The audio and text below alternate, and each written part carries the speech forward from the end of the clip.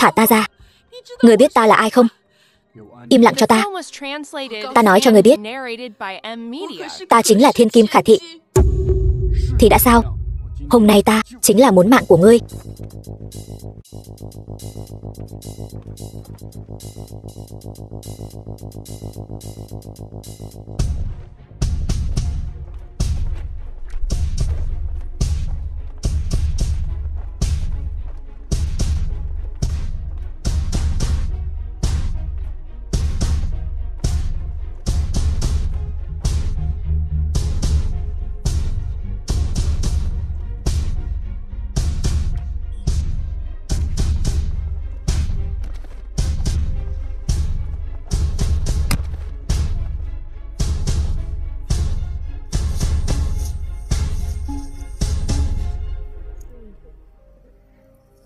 Thế nào? Ta không sao. Thuộc hạ cứu giá đến muộn. Không biết Giang Thần có bị thương nặng không? Rời khỏi đây trước đã. Các chủ, kế hoạch tiếp theo là gì? Mau về Nam Thị. Các chủ, Nam Thị nguy hiểm, nhất định phải quay lại sao? Bạch Lang đã mai danh ẩn tích nhiều năm, lần này gây náo loạn ở Nam Thị là thời cơ tốt để bắt hắn. Đã rõ. Thuộc hạ lập tức đi làm.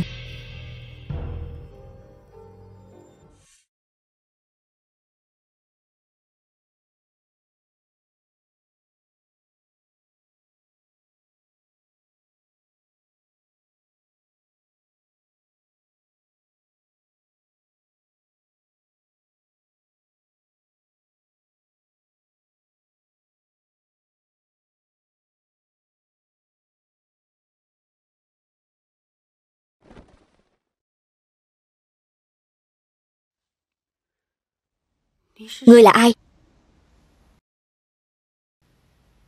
Tỉnh rồi. Ta là ân nhân cứu mạng ngươi. Sao trông ngươi giống người chạy nạn vậy? Ta thấy ngươi ngất xỉu bên đường, nên cho ngươi uống chút thuốc, rồi đưa ngươi về đây. Không đúng. Ta nhớ, người đàn ông cứu ta là một người đeo mặt nạ. Đeo mặt nạ? Ta thấy người chắc bị sốt rồi. Nhìn nhầm rồi đấy. Ngươi là Thiên Kim Khả gia. Khả Tâm phải không? Sao ngươi biết? Rất đơn giản. Quần áo của ngươi là lụa, vòng cổ và bông tai là bạch kim. Cái túi người đeo toàn là đồ hiệu cao cấp. Nhìn là biết giàu sang phú quý rồi. Cái này cũng nhìn ra được sao? Đương nhiên, quan trọng nhất là cái này. Chứng minh thư. Chứng minh thư của ta sao lại ở chỗ ngươi? Ta sợ ngươi bỏ trốn lúc sắp cưới, nên mới lén lấy ra. Ta quả thật đã từng thề, ai cứu ta, ta sẽ gả cho người đó.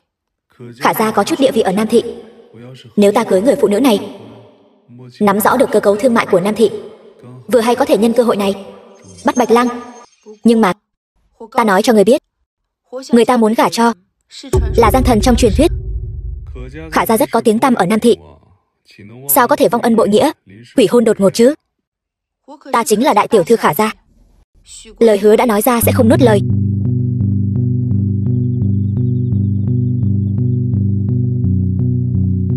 Cầm lấy. Ta nói cho người hay, người nhà của ta chắc chắn sẽ coi thường ngươi. Tuy hôm nay chúng ta kết hôn, nhưng biết đâu ngày mai sẽ ly hôn. Ngươi muốn ly hôn với ta, điều ảnh hưởng là danh tiếng của Khả gia. Ngươi đã từng nghe nói đại tiểu thư Khả gia kiêu ngạo ngỗ ngược, oai phong lẫm liệt. Hôm nay gặp mặt, quả nhiên danh bất hư truyền. Ta nói cho người biết, người ta muốn lấy là Giang Thần trong truyền thuyết. Giang Thần còn con thì tính là cái gì? Ta tự mình có thể trở thành Giang Thần, chỉ bằng ngươi, e là cả đời ngươi cũng không bằng được.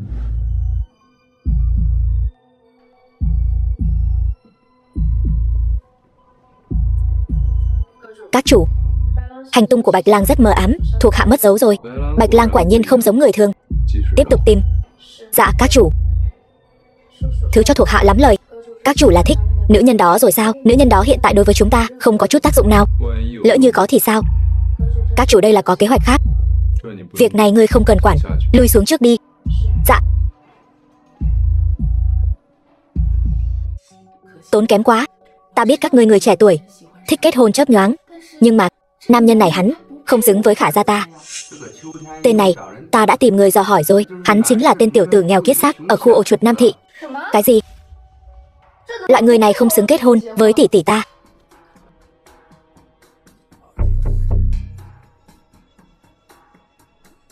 Ngươi là thằng danh con nào đây? Tôi là chồng của Khả Tâm, cũng là tỷ phu của cậu. Ai thừa nhận ngươi là tỷ phu của ta? Cậu tự xem đi. Hôn nhân của tôi và tỷ tỷ cậu được pháp luật bảo vệ. Vậy ta cũng không thừa nhận ngươi là tỷ phu của ta. Đúng vậy, Khả Tâm nhà chúng ta xinh đẹp, người theo đuổi cô ấy nhiều vô kể, làm sao lại chọn chúng ngươi? Thiên Nhất, cậu và Khả gia chúng tôi quả thực rất không xứng đôi. Vậy sao? Đúng vậy, với tư cách là tỷ phu, cậu chẳng có chút khí phách nào. Tỷ tỷ ta Khả Tâm thích là Giang Thần, chứ không phải cậu. Em thích là Giang Thần, chỉ tiếc là em hôn mê quá lâu, không nhìn rõ mặt anh ấy. Nếu Giang Thần ở đây, nào còn đến lượt cậu. Tỷ phu lý tưởng của tôi phải giống như Giang Thần, có năng lực, có thể giúp Khả gia chúng tôi củng cố địa vị ở Nam Thị. Hóa ra Giang Thần trong lòng các người lợi hại như vậy. Có lẽ một ngày nào đó tôi cũng có thể trở thành Giang Thần. Với nỗ lực của cậu, muốn trở thành Giang Thần chắc cũng phải mất vài trăm năm. Đúng vậy, cóc ghẻ mà đòi ăn thịt thiên nga. Ngươi đang nghĩ gì vậy? Mẹ, mẹ đến rồi. Con trai, con kết hôn, mẹ không được chứng kiến. Con dâu, hôm nay mẹ đến đây mang quà cho con dâu. Con dâu, con gả cho con trai mẹ. Mẹ rất vui. Đây là chút tiền mẹ dành dụm bao năm qua, con cầm lấy. Sinh lễ ở Nam Thị chúng ta ít nhất cũng phải 50 vạn. Huống hồ, nhà chúng tôi là danh gia vọng tộc, ít nhất cũng phải 1 triệu. Chỉ mấy tờ bạc lẻ này đi bố thí ăn mày còn được. Thiên Nhất, mẹ biết mấy năm nay con vất vả lắm, cho nên mẹ dành dụm được 10 vạn tệ cho con dâu của mẹ. Mẹ, không cần đâu, tiền cưới con có rồi. Thật nực cười, thằng nhà quê nghèo kiết xác mà bày đặt làm đại gia.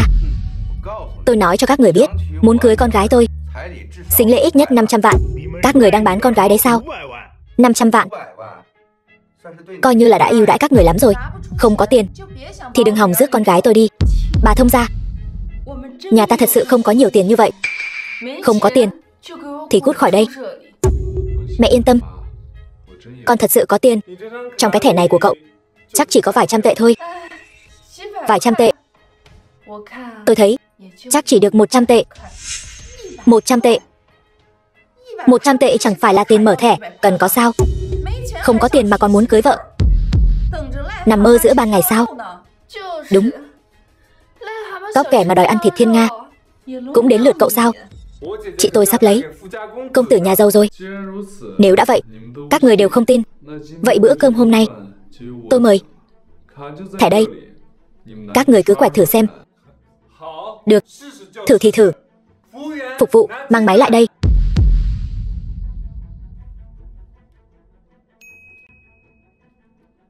Thưa ngài, trong thẻ còn 10 triệu tệ. 10 triệu? Cậu chắc không phải làm chuyện phi pháp, lừa đảo đấy chứ? Tôi có bao giờ nói tôi là kẻ lừa đảo đâu. Nhà chúng tôi tuy đòi hỏi sính lễ nhiều, nhưng chúng tôi không thích kẻ lừa đảo. Không ngờ tôi vừa tham dự tiệc sinh nhật của tiểu thư Khả Tâm đã chứng kiến được màn kịch hay thế này. Triệu công tử, anh đến rồi, mời ngồi.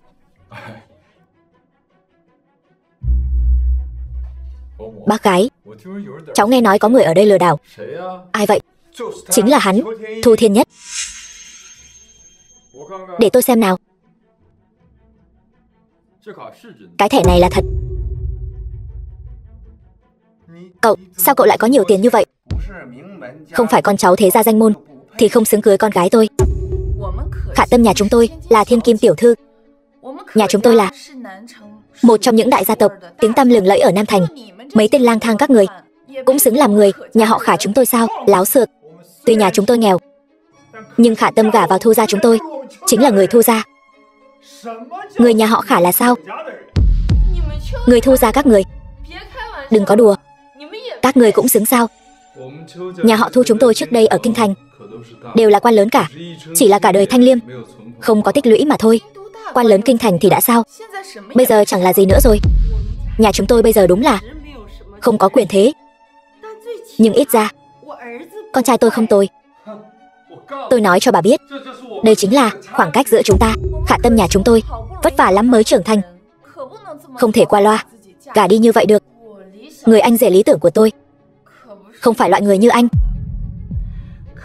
Khả Tâm đã gả cho con trai tôi rồi thì nó sẽ đối xử tốt với con bé. Tốt thì đã sao?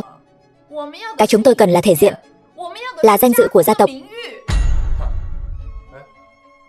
Tôi nghe nói các người hiện vẫn còn sống ở khu ổ chuột Nam Thị. Tôi đã mấy lần định cho người đi khai phá chỗ đó rồi, nhưng lại có mấy hộ dân cứng đầu, cứ bám giết không chịu đi. Hai người yên tâm, tôi sẽ dành dụng tiền mua biệt thự cho Khả Tâm. Biệt thự? Mẹ ngươi và anh trai ngươi đều sống ở khu ổ chuột kia, còn mua biệt thự nữa chứ? Nằm mơ đi. Cái khu ổ chuột đó nhà chắc sắp dột nát hết rồi. Nếu có chút tiền thì đã dọn ra khỏi đó lâu rồi. Các người khinh người quá đáng, chính là khinh thường các người đấy. Làm sao? Chị đã lỡ dại gả cho anh ta rồi. Chúng ta là người nhà thì không thể hồ đồ được. Một cô gái tốt như Khả Tâm thì nên gả vào nhà họ Triệu chúng tôi mới phải. Đây là căn nhà tôi vừa trả hết tiền mặt để mua ở Vạn Thủy Lâm Cung. Chị đúng là không có mắt nhìn, còn dây dưa với tên vô dụng này. Tôi nhận thay chị tôi vậy. Vậy thì đa tạ em vợ. Loại con nhà nghèo như thế này vất vả lắm mới chen chân được vào giới nhà giàu chúng tôi, chắc chắn là không nỡ rời đi rồi. Không rời cũng phải rời. Nhà họ Khả chúng tôi cần là gia đình môn đăng hộ đối, chứ không phải loại sống ở khu ổ chuột. Chỉ cần anh chịu ly hôn, chúng tôi có thể trả cho anh một khoản tiền tương xứng. Nhà họ Khả chúng tôi gia đại nghiệp đại. Sau khi ly hôn, tôi đảm bảo anh sẽ được sống trong nhung lụa. Nhóc con, bây giờ anh vẫn chưa có việc làm phải không? Vậy thì sau khi tôi và Khả Tâm kết hôn, anh đến nhà tôi làm quản gia đi. 1 tháng trả cho anh 10 vạn, cũng đủ cho anh sống ở Nam Thị rồi. Thiên Nhất, hay là ly hôn đi, không ép họ theo chúng ta nữa. Thu Thiên Nhất, đừng làm loạn nữa. Còn thấy chuyện chưa đủ lớn sao? Tôi đã nói rồi, ta sẽ cho Khả Tâm một mái ấm. Nhưng các người cũng phải cho ta chút thời gian. Hôn nhân coi trọng môn đăng hộ đối. Chỉ có những người như chúng ta, danh gia vọng tộc mới xứng đôi vừa lứa. Thằng nhóc này, cút đi. Các người là muốn nhà phải không? Chắc chắn rồi. Khả Tâm nhà chúng tôi từ nhỏ được nuông chiều, ít nhất cũng phải căn hộ cao cấp trở lên. Được, chờ đấy. Đồ bần cùng mà còn sĩ diện hão. Lại gọi cho ai vậy? Thật không biết còn cố chấp cái gì nữa. Triệu Hiểu, Khả Tâm nhà chúng tôi có thể kết hôn với cậu thật sự là vinh hạnh của hai nhà chúng ta. Phải, lần này Triệu Khả hai nhà chúng ta liên hôn nhất định có thể giúp gia tộc nâng lên một tầm cao mới. Alo, Giám đốc Khả, dự án du lịch Nam Duệ mà công ty chúng ta nghiên cứu bị người ta hớt tay trên. Cái gì? Bị ai? Không nói, chỉ bảo xin lỗi chúng ta. Xin lỗi. Ba, chuyện lớn không hay rồi. Có thể có chuyện lớn gì? Có phải dự án du lịch mà chúng ta mới khai phá xong rồi không? Không phải bị người ta mua lại rồi? Không thể nào. Dự án này vẫn luôn là do gia tộc chúng ta độc lập đầu tư. Sao có thể bị người ta mua lại được? Ba, không hay rồi, Lục gia rút vốn rồi. Cái gì? Lục thị tập đoàn rút vốn rồi. Ba. Thu Thiên Nhất, cậu rốt cuộc đã giở trò quỷ gì, dám động đến đồ của Khả gia chúng ta? Cậu đồ tiểu nhân. Tôi muốn xem thử ai mới là tiểu nhân. Thiên Nhất, tôi đến muộn rồi. Đây là tình huống gì? Đây là tổng tài tập đoàn đã mua lại dự án của các người. Lục Côn, tổng tài Lục thị tập đoàn tài phiệt có thể sánh ngang với Khả gia ở Nam Thị. Thằng nhóc này không nói dối. Ba, Lục tổng đến rồi. Lục tổng nào? Khả tổng làm sao vậy? Sao lại ngất xỉu ở nhã cư? Chẳng lẽ là vì tôi mua lại dự án của các người mà tức đến hộc máu? Là anh mua lại dự án của chúng tôi? Đương nhiên, tôi nhận lời ủy thác của Thu thiếu gia đến đây để giải quyết khó khăn này. Không ngờ lại thấy cảnh này. Lục tổng, ngài đại giá quang lâm, thật là làm rạng rỡ hàn xá. Ngài mua lại dự án này thật là một quyết định sáng suốt. Đó là điều hiển nhiên. Lục thị tập đoàn của tôi dù sao cũng là tập đoàn tài phiệt hàng đầu ở Nam Thị. Cho dù ở Giang Đô cũng có một chỗ đứng. Một dự án nhỏ nhoi vẫn chưa đủ để kiêu ngạo. Đúng vậy, Lục thị của ngài danh tiếng vang xa. Không biết tại hạ có thể được thơm lây, chút nào không đây. Ngươi, ta vừa mới từ Đại học Cách Lạp Nặc du học trở về, vẫn chưa có công việc chính thức. Không biết có thể đến công ty của ngài nhậm chức không? Triệu Hiểu đại thiếu gia của Triệu thị tập đoàn, thiên tư thông minh, học hành thành tài, là học bá của đại học kinh tế quản lý Cách Lạp Nặc, người thừa kế tương lai của Triệu thị tập đoàn. Ngài quá khen. Ta từ nhỏ đã ở công ty của gia phụ, thấm nhuần thương đạo, thông hiểu đạo lý kinh doanh. Không biết có thể gia nhập môn hạ của ngài không? Đừng, bái sư không dám nhận. Ta không xứng làm sư phụ của ngươi. Ngài không xứng thì còn ai xứng nữa? Thu thiếu gia bên cạnh ta đây, có điều ta thấy ngươi nợ hắn một lời xin lỗi. Sao? Chỉ hắn xuất thân từ khu ổ chuột. Không. Vậy còn không mau xin lỗi? Hay là coi thường Lục thị tập đoàn của ta? Thu thiếu gia, ngài đại nhân đại lượng, ngài tha thứ cho tôi. Nói cái gì vậy? To lên. Xin lỗi Thu thiếu gia. Thôi được rồi, hôm nay chuyện này bỏ qua. Thiên Nhất, cứ vậy bỏ qua. Bọn họ cũng không có gì sai. Cứ vậy đi. Thiên Nhất, nếu không thì ngài rủ lòng thương, làm ơn giúp chúng tôi cầu xin Lục tổng trả lại dự án cho chúng tôi đi. Đúng, đều là chúng tôi không biết điều. Tôi xin lỗi các ngài. Xin lỗi thì miễn đi. 3 ngày sau, ta sẽ cưới Khả Tâm về Thu phủ. Sính lễ lúc đó sẽ không thiếu ngươi một xu một hào. 3 ngày sau nếu không đến thì đừng trách ta thu mua luôn dự án khác của Khả gia. Khả Tâm, 2 ngày nay ngoan ngoãn thu dọn hành lý. Thu thiếu phụ của ta không phải muốn đến thì đến, muốn đi thì đi đâu.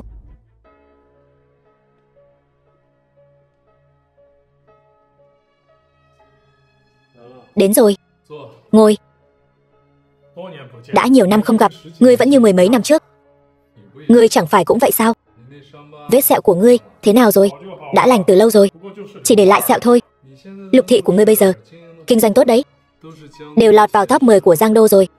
Nếu không phải năm đó ngươi cứu ta một mạng thì có lẽ bây giờ đang ở dưới đất đếm tiền với Diêm Vương rồi.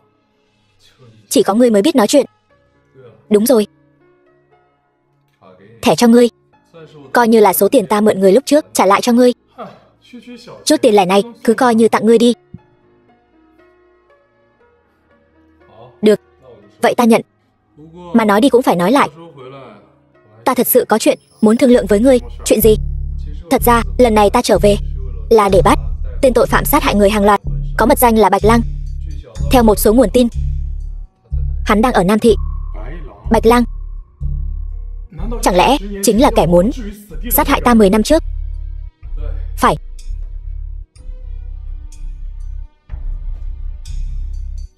Đây là cái gì? Kẻ đã lái xe tông ngài năm xưa đã xuất hiện. Ngươi đã tìm được hắn. Hiện tại chỉ là nghe phong thanh thôi, nhưng nhiều dấu hiệu cho thấy kẻ này chính là kẻ ám sát ngài bất thành năm đó. Hắn là ai? Tên sát nhân hàng loạt ở Giang Đô. Bạch Lang. Đợi bao nhiêu năm, cuối cùng cũng có tin tức rồi. Nay ta gây dựng Lục thị lớn mạnh là để có một ngày có thể tóm được tên này. Đúng vậy, ta cũng nghĩ thế. Dù sao hắn cũng là kẻ sát nhân đã cướp đi mấy mạng người. Vậy bước tiếp theo ngài định làm gì? Coi như ta may mắn hôm trước tình cờ cứu được tiểu thư Khả gia. Ta cứ tưởng ngươi cố tình sắp đặt. Đâu có, ta đâu có rảnh rỗi vậy. Khả gia ở Nam Thị có địa vị thế nào? Khả gia tuy không mạnh bằng Lục gia ta, nhưng ở Nam Thị vẫn có chút địa vị. Cái dự án du lịch đó, Khả gia đã rót vào bao nhiêu tiền? Bị ngươi thâu tóm thế này, Khả gia chắc chắn sẽ sụp đổ. Ta chỉ muốn mượn ngươi ít tiền thôi. Ai ngờ đâu, ngươi lại thâu tóm cả dự án của người ta. Theo ta thấy, dự án này nên thuộc về ngươi. Vừa hay ngươi cũng có thể kiếm chút tiền, hợp ý ta. Ta định cưới Khả Tâm. Ngươi thật sự định cưới cô ta sao? Phải. Ta phải củng cố địa vị của mình ở Nam Thị trước đã. Vậy là vừa rơi vào bẫy của Bạch Lang rồi. Ý ngươi là sao? Bao nhiêu năm nay ta rời khỏi nhà là để truy tìm Bạch Lang, báo thù cho cha ta. Theo những gì ta điều tra bấy lâu, Bạch Lang thích ra tay với những kẻ có tiền có quyền. Cái gì? Hắn làm vậy để làm gì? Không biết, nhưng ta có thể chắc chắn rằng Bạch Lang làm vậy chắc chắn có kế hoạch của hắn. Được rồi, ngươi cần ta giúp gì? Cứ nói thẳng, ta nhất định sẽ dốc toàn lực giúp ngươi. Tốt, hai ta liên thủ, nhất định sẽ bắt được Bạch Lang. Đúng rồi, tuần sau là yến tiệc thương hội Giang Đô, ngươi nhất định phải đến. Đó là gì? Thương hội Giang Đô là nơi tụ hội của giới quý tộc danh gia vọng tập đoàn Giang Đô. Nếu ngươi muốn củng cố địa vị của mình thì phải gặp gỡ những nhân vật tầm cỡ. Được rồi, nghe theo ngươi.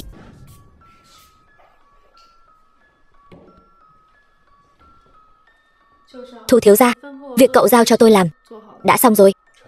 Điều tra thế nào rồi? Bạch Lang sau khi gây án thường có thói quen để lại thứ này tại hiện trường. Hình vẽ này trông giống như nhãn lang chi nhãn. Đúng vậy, chính là nhãn lang chi nhãn. Truyền thuyết kể rằng nhãn lang chi nhãn là dấu vết Bạch Lang để lại sau khi gây án. Đó là thói quen của hắn. Vậy tiếp theo, cậu định làm gì? Trước tiên phải tiếp cận tiểu thư Khả gia. Có tiền mua tiên cũng được.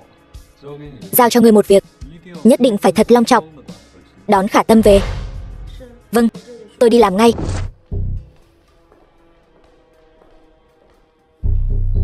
Thu thiếu gia, người đã đến rồi. Thu Thiên Nhất, gan người thật lớn, dám dùng xe bánh mì đến đón ta sao? Quả nhiên là đại tiểu thư Khả gia. Khí chất cao quý này đúng là không giấu được. Ta đường đường là đại tiểu thư Khả thị tập đoàn, trị giá ngàn vạn, sao có thể chịu được sự sỉ nhục này? Phải, phu nhân của tôi, tốt nhất là cô nên từ bỏ thân phận cao quý của cô đi. Dù sao thì toàn bộ tài sản của Khả gia đều đặt cược vào một người. Ngươi dám uy hiếp ta? Đây nào phải uy hiếp, chúng ta bây giờ là vợ chồng hợp pháp. Của cô là của tôi chẳng phải cũng là của cô sao? Ngươi có thứ gì chứ?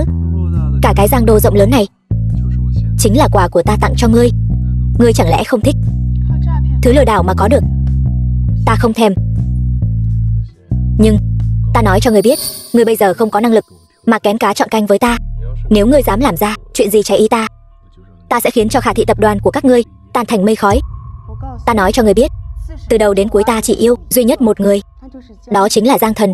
Ta cũng sẽ không gả cho kẻ sống bằng nghề lừa đảo như ngươi. Nhưng ta đã nói rồi, người ngươi là của ta, tim ngươi cũng là của ta. Nếu ngươi không tuân lệnh thì đừng trách ta không khách khí. Có bản lĩnh thì ngươi lấy mạng ta đi.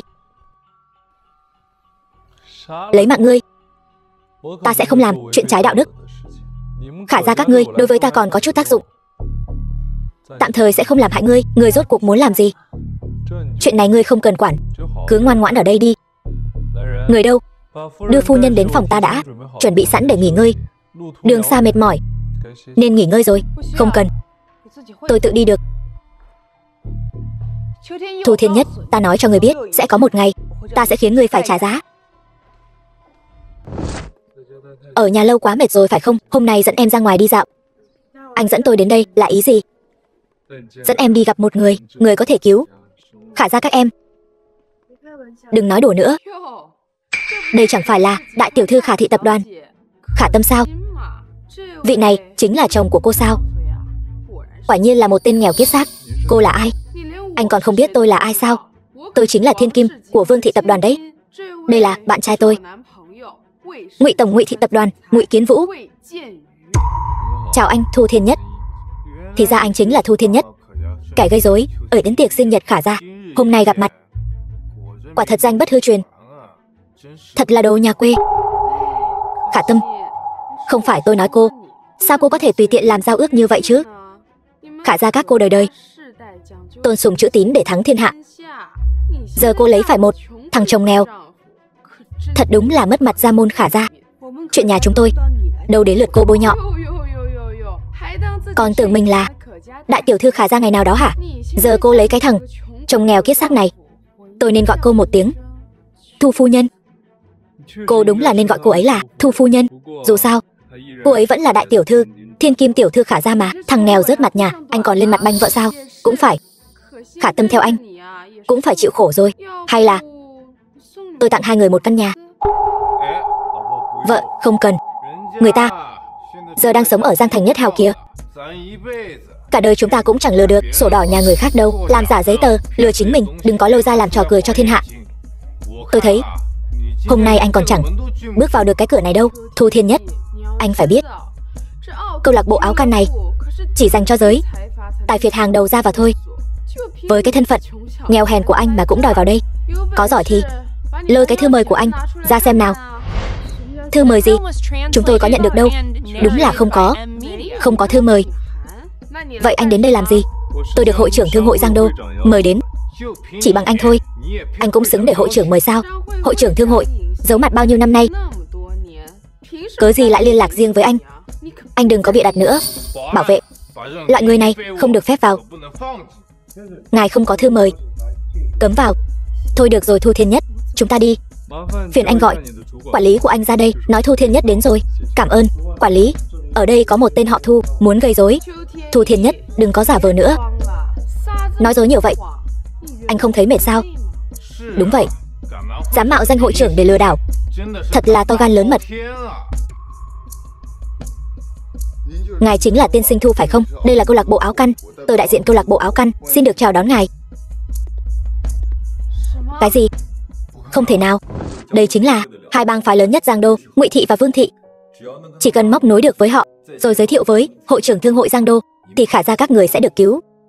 Ý anh là chỉ cần chúng tôi có được sự giúp đỡ của hai người họ, thì khả ra chúng tôi sẽ trở lại thời kỳ đỉnh cao. Đương nhiên rồi.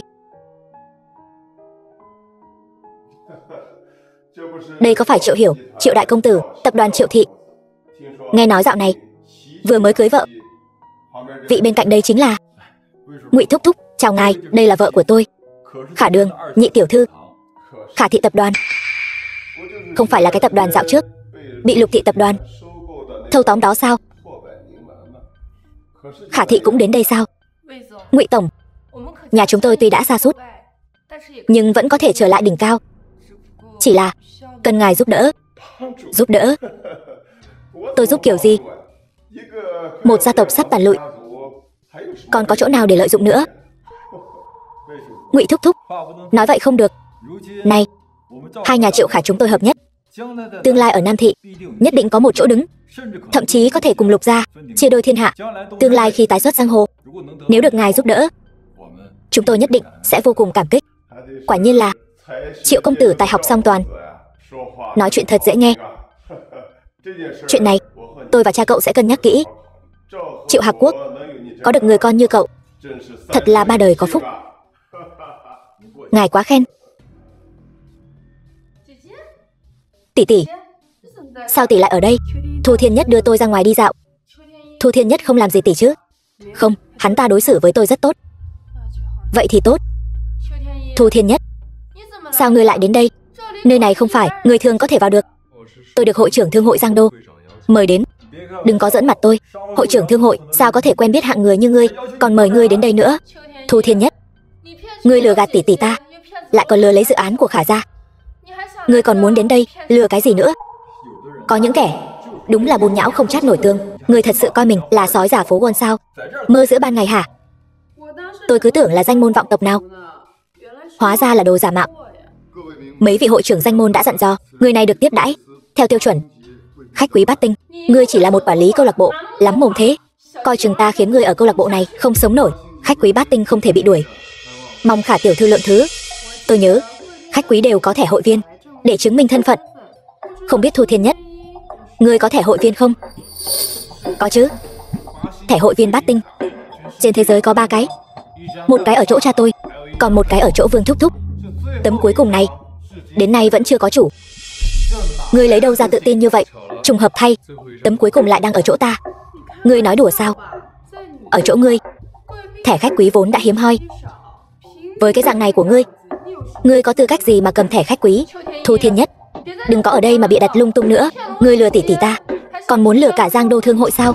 Ngươi nói ngươi là do hội trưởng mời đến. Nếu ngươi có thể liên lạc được với hội trưởng, chứng minh ngươi là do hội trưởng mời đến, thì chúng ta sẽ tin ngươi. Hội trưởng đã mất tích nhiều năm rồi, chỉ bằng hắn không thể nào. Thu Thiên Nhất, phải giải thích rõ ràng với bọn họ, đừng tự lừa dối mình nữa. Đủ rồi, còn muốn làm chuyện này ầm ĩ hơn nữa sao? Tên lừa đảo nhà ngươi, ta còn thấy xấu hổ thay ngươi. Mọi người, tên tiểu tử này ở tiệc sinh nhật của Khả tiểu thư gây rối, còn tự xưng là danh môn vọng tộc, mượn danh Lục Thị muốn cưới Khả tiểu thư, thậm chí còn phá hoại quy tắc thương đạo, phá hoại việc kinh doanh của Khả gia. Theo ta thấy, loại bại hoại này nên giao cho thương hội xử lý. Triệu Hiểu, ngươi quên cái mùi vị quỳ trước mặt ta rồi sao? Ta đương nhiên không quên sự sỉ nhục mà ngươi dành cho Triệu Thị tập đoàn. Được lắm, Thu Thiên Nhất, ngươi dám sỉ nhục Triệu đại công tử. Thôi đừng nói nhảm nữa, cho các ngươi 3 phút. Xin lỗi ta, Nếu không, tự gánh lấy hậu quả. Ngươi muốn ta xin lỗi ngươi? Mơ giữa ban ngày hả? Thu Thiên Nhất, Giang Đô Thương hội không phải là thứ chúng ta có thể chọc vào. Nếu ngươi đắc tội với bọn họ, đừng nói là Giang Đô, ngay cả kinh thành cũng không thể ở lại. Yên tâm, ta có cách. Thu Thiên Nhất, ngươi chẳng phải muốn Khả Thị tập đoàn sao? Ta cho ngươi được chưa? Khả Thị tập đoàn không phải mục đích của ta. Ta muốn là toàn bộ Giang Đô Thương hội. Ngươi muốn toàn bộ Giang Đô Thương hội?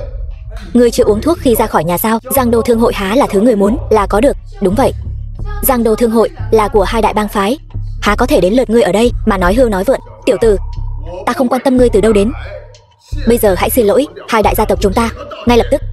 Có lẽ ta còn có thể tha cho ngươi một con đường sống. Nếu ngươi vẫn cứ cố chấp mạo nhận thân phận, vậy thì đừng trách chúng ta trừng phạt ngươi. Ngươi đến Khả gia náo loạn tiệc sinh nhật vẫn chưa đủ, ngươi còn muốn thế nào? Ngay cả thiên kim Khả gia cũng đã gả cho ngươi rồi, ngươi còn muốn gì nữa? Ta muốn các ngươi quỳ xuống xin lỗi ta. Được, ngươi cứ đợi đấy, đợi hội trưởng thương hội đến sẽ cho ngươi đẹp mặt. Cái gì? Hội trưởng sắp đến? Theo ta được biết, hội trưởng đã mất tích nhiều năm. Những năm qua, mọi công việc trong thương hội đều do trợ lý của ông ấy thay mặt hoàn thành. Nếu hôm nay mà được gặp hội trưởng thì vương gia ta thật là tam sinh hữu hạnh. Còn 1 phút, mau xin lỗi, nếu không tự gánh lấy hậu quả. Thu Thiên Nhất, đừng ở đây hù dọa chúng ta nữa. Đợi hội trưởng đến, cái đuôi cáo của ngươi sẽ không giấu được nữa đâu. Đúng vậy, ngươi giấu thế nào? Hội trưởng thương hội Giang Đô đến rồi. Lục Côn, sao lại là ngươi? Ngươi không phải là tổng tài Lục thị sao? Sao lại là hội trưởng thương hội? Ta hiểu rồi. Lần trước náo loạn tiệc sinh nhật Khả gia, ngươi và Thu Thiên Nhất cấu kết với nhau hãm hại Khả gia chúng ta. Chẳng lẽ lần này ngươi cũng giống hắn, mạo danh thân phận? Hai anh em các ngươi thật sự là cùng một ruột. Gia thế Lục thị tập đoàn lớn như vậy, vậy mà lại cùng loại chuột cống này lăn lộn với nhau, thật là làm mất mặt Giang Đô. Đúng vậy Lục tổng, ngài trẻ tuổi tài cao, đã ngồi lên vị trí tổng tài, sao có thể tự hạ thấp thân phận, cùng loại người này cấu kết? Đúng vậy Lục tổng, ngài chắc là bị hắn mê hoặc rồi. Lục tổng, ngài mau tỉnh ngộ, đoạn tuyệt quan hệ với Thu Thiên Nhất đi. Ngụy gia chúng tôi sẽ cho ngài một cơ hội để ngài gia nhập thương hội của chúng tôi, cùng chúng tôi xây dựng Giang Đô, một công đôi việc. Cớ sao không làm? Ta không cần. Khẩu khí thật lớn. Thương hội Giang Đô là nơi biết bao thương nhân mơ ước đặt chân đến, vậy mà ngươi còn không thèm. Ta không cần gia nhập thương hội Giang Đô, bởi vì thương hội Giang Đô chính là do Lục thị tập đoàn của ta thành lập. Lục Côn, Thu Thiên Nhất nói năng ngông cuồng cũng thôi đi. Sao ngươi cũng giống hắn vậy? Ngươi đừng để bị hắn lôi kéo. Đúng vậy Lục Côn, ngươi phong độ ngời ngời, chính nhân quân tử, sao có thể bị tiểu nhân này xúi giục thành ra bộ dạng này? Thương hội Giang Đô luôn kiên trì lý niệm không can thiệp lẫn nhau, hợp tác cùng có lợi, giờ đây lại bị Thu Thiên Nhất phá hỏng. Chư vị, ta nghĩ nên nhanh chóng khống chế Thu Thiên Nhất, giao cho thương hội xử lý, xem ai dám. Ta và thiếu gia Thu huynh đệ tình thâm, hôm nay ai muốn động đến hắn phải bước qua xác ta. Lục tổng, ngươi tại sao còn chấp mê bất ngộ? Chẳng lẽ thật sự phải đợi hội trưởng đến ngươi mới chịu tỉnh ngộ sao? Lục Côn, nếu ngươi đã như vậy, vậy thì đừng trách chúng ta không khách khí. Người đâu? Bắt Lục thị tổng tài lại cho ta. Ai dám? Ta là tổng tài Lục thị tập đoàn, ai dám động ta? Sao không dám? Dọn sạch chướng ngại vật, trả lại sự thanh tịnh, đây là việc nghĩa. Sau khi việc thành, hai đại gia tộc sẽ phải nhìn ta bằng con mắt khác, thậm chí có khả năng trở thành danh môn thứ 5. Đến lúc đó còn liên quan gì đến Lục thị các người nữa? Lục thị tập đoàn ta gây dựng trăm năm, ở Giang Đô cho đến kinh thành, luôn cần cù làm việc, chưa từng chạy theo số đông. Hôm nay coi như để ta được thấy đức hạnh của các ngươi. Người đâu? Còn không mau bắt hắn lại cho ta. To gan. Phụ thân người đến rồi. Cái gì? Lục lão gia này chính là chủ tịch hội đồng quản trị của Lục thị tập đoàn. Nghe đồn rằng Lục thị tập đoàn đã sớm chuyển chức chủ tịch cho Lục Côn rồi. Sao lại mời được lão gia tử đến đây vậy? Lục lão gia sao lại đến đây? Nghe nói năm xưa Lục lão gia đơn thân đến Giang Đô khai hoang, từng bước đi đến ngày hôm nay.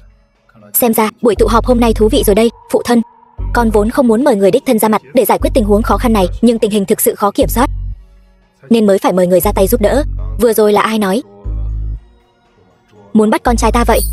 Lục lão gia, tôi không biết ngài. Đến đây, tôi cũng chỉ là nhất thời nổi hứng. Đều là do đứa nhỏ kia xúi giục. Đúng vậy, lão gia, đều là do thằng nhóc này quậy phá yến tiệc, cho nên chúng tôi mới hiểu lầm. Lục tổng, mong ngài đại nhân đại lượng, tha thứ cho chúng tôi. Lục chủ tịch, đều là do tên lừa đảo này xúi giục con trai ngài. Hắn còn lợi dụng con trai ngài lừa gạt Khả gia. Lục chủ tịch, hôm nay vốn là yến tiệc của thương hội, thế nhưng lại có một tên vô danh tiểu tốt gây rối trật tự. Kính xin lục chủ tịch làm chủ, xử lý Thu Thiên Nhất. Xin lục chủ tịch xử lý Thu Thiên Nhất. Người cầm miệng cho ta. Ta Lục Bằng Phi tuy đã già, nhưng trong lòng sáng như gương. Ai đúng ai sai tôi rõ lắm. Lục thúc vẫn như năm nào, bá khí không giảm chút nào. Thiên Nhất sao? Lâu rồi không gặp, không ngờ gặp lại trong trường hợp này. Cái gì? Chuyện gì vậy? Cậu ta tên là Thu Thiên Nhất, là nghĩa tử của Lục mỗ ta. Cái gì? Nghĩa tử? Không thể nào, nhất định là hắn mạo danh lừa gạt ngài. Lời phụ thân tôi nói lẽ nào là giả? Đường đường Lục gia chẳng lẽ lại lừa các ngươi? Cho dù là thật thì Lục Côn là trợ lý hội trưởng thương hội, còn chưa biết thật giả thế nào. Đúng vậy, nhà họ Lục bọn họ giả mạo lãnh đạo thương hội. Chuyện này không giả chứ? Lục Côn nói không sai. Giang Đô thương hội chính là do Lục thị tập đoàn một tay sáng lập. Ta không tin, trừ phi ngươi có thể lấy ra biểu tượng của Giang Đô thương hội, vô cực thiên kim. Phải đó, vô cực thiên kim này sắc đẹp như ngọc, dưới ánh đêm có thể phát ra kim quang. Năm đó kinh thành đại loạn, hội trưởng chạy đến Giang Đô thành lập Giang Đô thương hội và dùng vô cực thiên kim này làm biểu tượng của thương hội. Bao nhiêu năm nay, vô cực thiên kim này bạt vô âm tín, từ khi ta gia nhập thương hội cũng chưa từng thấy. Lục Côn, ngươi nói ngươi là trợ lý của hội trưởng Giang Đô thương hội, vậy ngươi hẳn phải biết vô cực thiên kim ở đâu rồi. Không bằng ngươi lấy ra cho chúng ta xem thử, để chứng minh lời ngươi nói do chính ta sắc phong. Còn cần chứng minh sao? Lục tổng, ngài thật sự là hội trưởng sao? Nhìn thế này, từ khi chúng ta gia nhập thương hội chưa từng thấy kim dung của hội trưởng, chỉ nghe danh chưa thấy người. Nghe hắn nói vậy, thật sự giống hội trưởng. Nghe nói Lục tổng ẩn lui nhiều năm, cũng giống như hội trưởng ẩn danh dấu tích. Xem ra thật sự là hội trưởng. Được rồi, các ngươi đã không tin, vậy thì để các ngươi được thấy. Lấy thiên kim ra.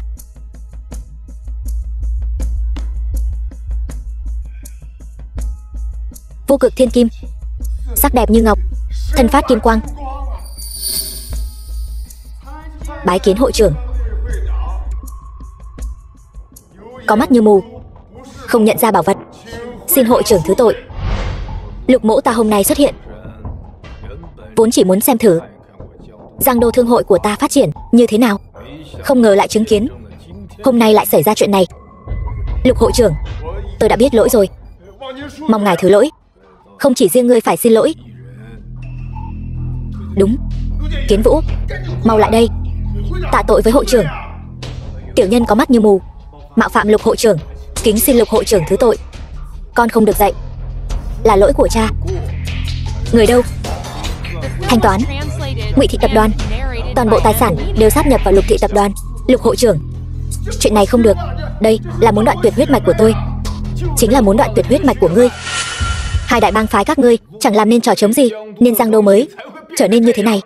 Từ lâu đã nghe nói hai đại bang phái tự lập môn hộ, độc quyền kinh tế, khiến cho các gia tộc khác sống không bằng ngỏm, vi phạm quy tắc mà Giang Đô thương hội ta đã lập ra. Cho nên hôm nay ta đến đây chính là để quét sạch yêu nghiệt. Chúng lại dám sỉ nhục ta bằng lời nói và hành động. Tốt lắm, các ngươi thật to gan. Người đâu? Tịch thu toàn bộ tài sản của hai đại bang phái, xung công quỹ thương hội, trục xuất khỏi Giang Đô. Hội trưởng, tuyệt đối không được. Nếu ngài động đến hai đại gia tộc chúng tôi, kinh tế Giang Đô nhất định sẽ bị rối loạn. Hội trưởng, hai đại bang phái chúng tôi kiên trì đến nay, mục đích chính là vì sự vận hành bình thường của thương hội.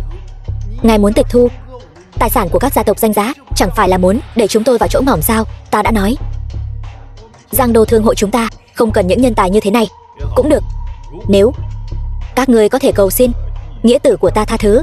Ta có thể cho các ngươi một con đường sống. Nếu đã vậy, không còn cách nào khác, chỉ có thể như vậy. Cha, Ngụy Thị tập đoàn không thể phá sản. Không có cha con biết phải làm sao. Câm miệng đồ nghịch tử. Nếu không phải ngươi ở đây làm loạn, Ngụy gia chúng ta có rơi vào tình cảnh này không? Cha, tất cả đều là do tên tiểu nhân Thu Thiên Nhất kia mê hoặc cha. Còn cứng miệng sao? Hội trưởng, tôi nguyện xóa tên Ngụy Kiến Vũ khỏi gia phả. Từ nay coi như không còn người này nữa. Cha, con là con trai của cha. Cha, cút ngay cho ta. Cút. Ngụy tổng thật là diễn một màn đại nghĩa diệt thân. Hội trưởng, thuộc hạ nguyện tự xóa tên khỏi gia phả, từ nay rời khỏi Giang Đô. Kính xin hội trưởng có thể tha mạng cho con gái tôi. Cha đang nói gì vậy? Đủ rồi, bao nhiêu năm qua ngươi cũng sống sung sướng lắm rồi, đừng nói nữa. Không, tôi rất tự biết lượng sức mình đấy. Chúng tôi có lỗi với sự dìu dắt của hội trưởng, xin ban cho tôi được rời hội. Mong hội trưởng chừa cho con đường sống. Được, coi như các ngươi biết sai sửa lỗi, ta cũng cho các ngươi một con đường sống. Cho các ngươi 3 ngày kiểm kê rõ ràng tài sản, toàn bộ giao cho Thu Thiên Nhất. Lục thúc, việc này không ổn lắm. Có gì không ổn? Năm đó ngươi cứu ta một mạng, cha làm vậy cũng coi như báo đáp ngươi. Thiên Nhất, chúng ta đã lâu không gặp, lần này coi như là quà gặp mặt ta tặng ngươi. Nếu đã như vậy, vậy ta xin cảm tạ Lục thúc. Sao Thu Thiên Nhất lại là nghĩa tử của Lục hội trưởng? Tuy giấy trắng mực đen rõ ràng, nhưng biểu hiện của Lục hội trưởng cũng không giống như bị mê hoặc. Thu Thiên Nhất, người rốt cuộc còn bí mật gì? Thiên Nhất, hiếm khi hôm nay ta ra ngoài, kết quả lại gặp được ngươi. Hai cha con chúng ta thật có duyên phận. Vừa đúng, mấy ngày nữa là thọ 60 của ta, ngươi nhất định phải đến. Thu Thiên Nhất, tại sao ngươi không nói thật với ta? Ngươi rốt cuộc có phải là nghĩa tử của Lục Thị tập đoàn không? Vừa rồi ở hội trường chẳng phải đã rõ ràng rồi sao? Không, ngươi nhất định đang lừa ta. Ngươi không thể thành thật một chút sao? Tùy ngươi tin hay không, ta không muốn nói với ngươi những thứ này nữa. Đúng rồi, quyền chuyển nhượng Khả Thị tập đoàn, ngươi suy nghĩ thế nào rồi? Ta đã nói hôm nay ngươi sao lại đột nhiên đưa ta ra ngoài?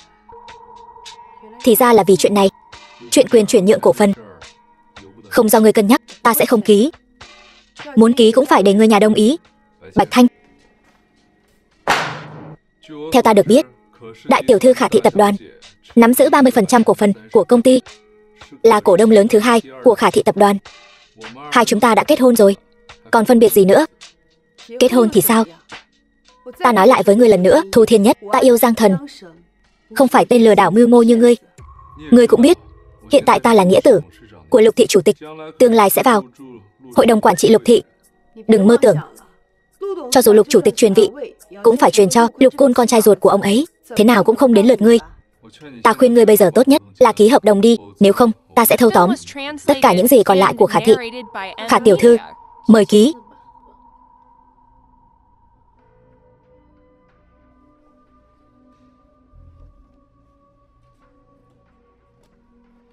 Thu tổng đã ký rồi. Vậy là đúng rồi. Phu nhân của ta, Thu Thiên Nhất, sớm muộn gì ngươi cũng sẽ gặp báo ứng. Bạch Thanh, đỡ phu nhân về phủ. 2 ngày này đừng có chạy lung tung. Ngươi dám giam lỏng ta? Mời. Khả Tâm, đừng trách ta. Vì kế hoạch sau này của ta, chỉ có thể để ngươi chịu thiệt thòi 2 ngày.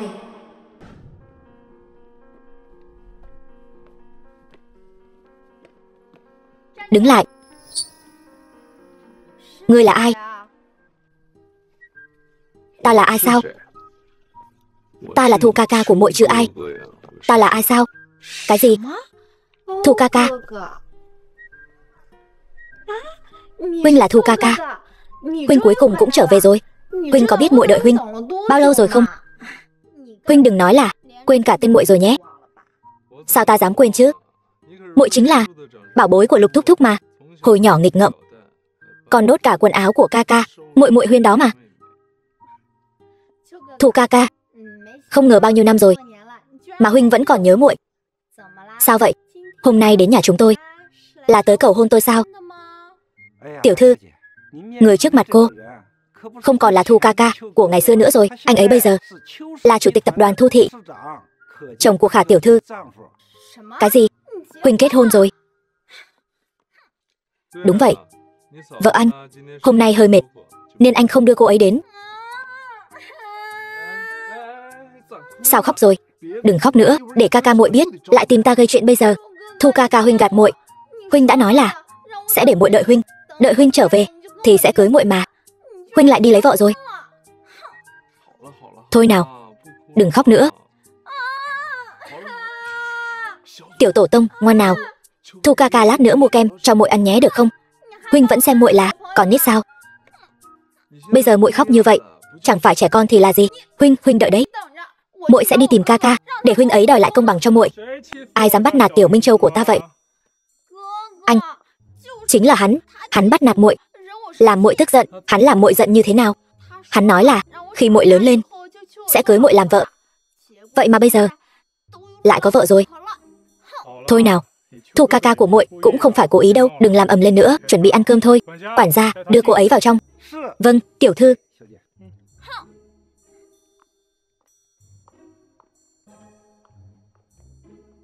Cô ấy vẫn như hồi nhỏ, không hề thay đổi.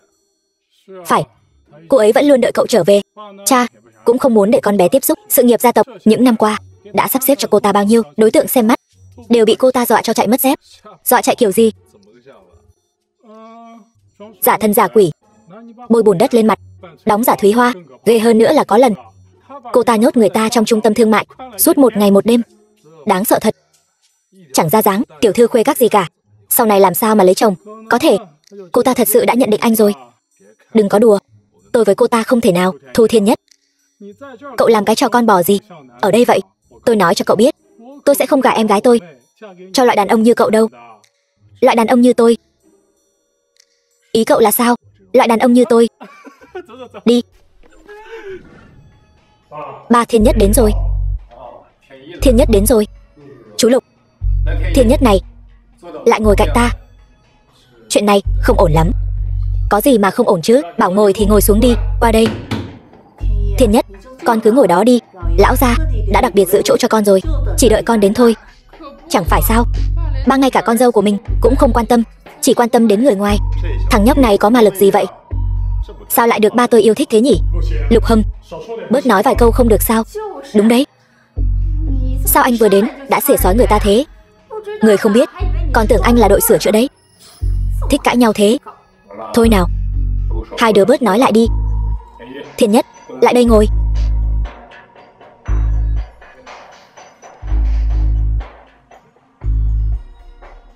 Hôm nay là đại thọ 60 tuổi của ta. Ai cũng không được nói những chuyện không vui. Đúng rồi ba, ba có chuẩn bị cho con món sườn heo chiên mà con thích nhất không? Đồ quỷ danh ma, con là bảo bối của ba mà. Quên ai chứ không thể quên con được. Phải đấy, lão gia luôn thiên vị con, chỉ hận không thể đem hết của ngon vật lạ ở Giang Đô cho con. Con còn chưa thấy đủ hay sao? Con nào có. Ba cái gì cũng tốt, chỉ là bắt con đi xem mắt là không tốt.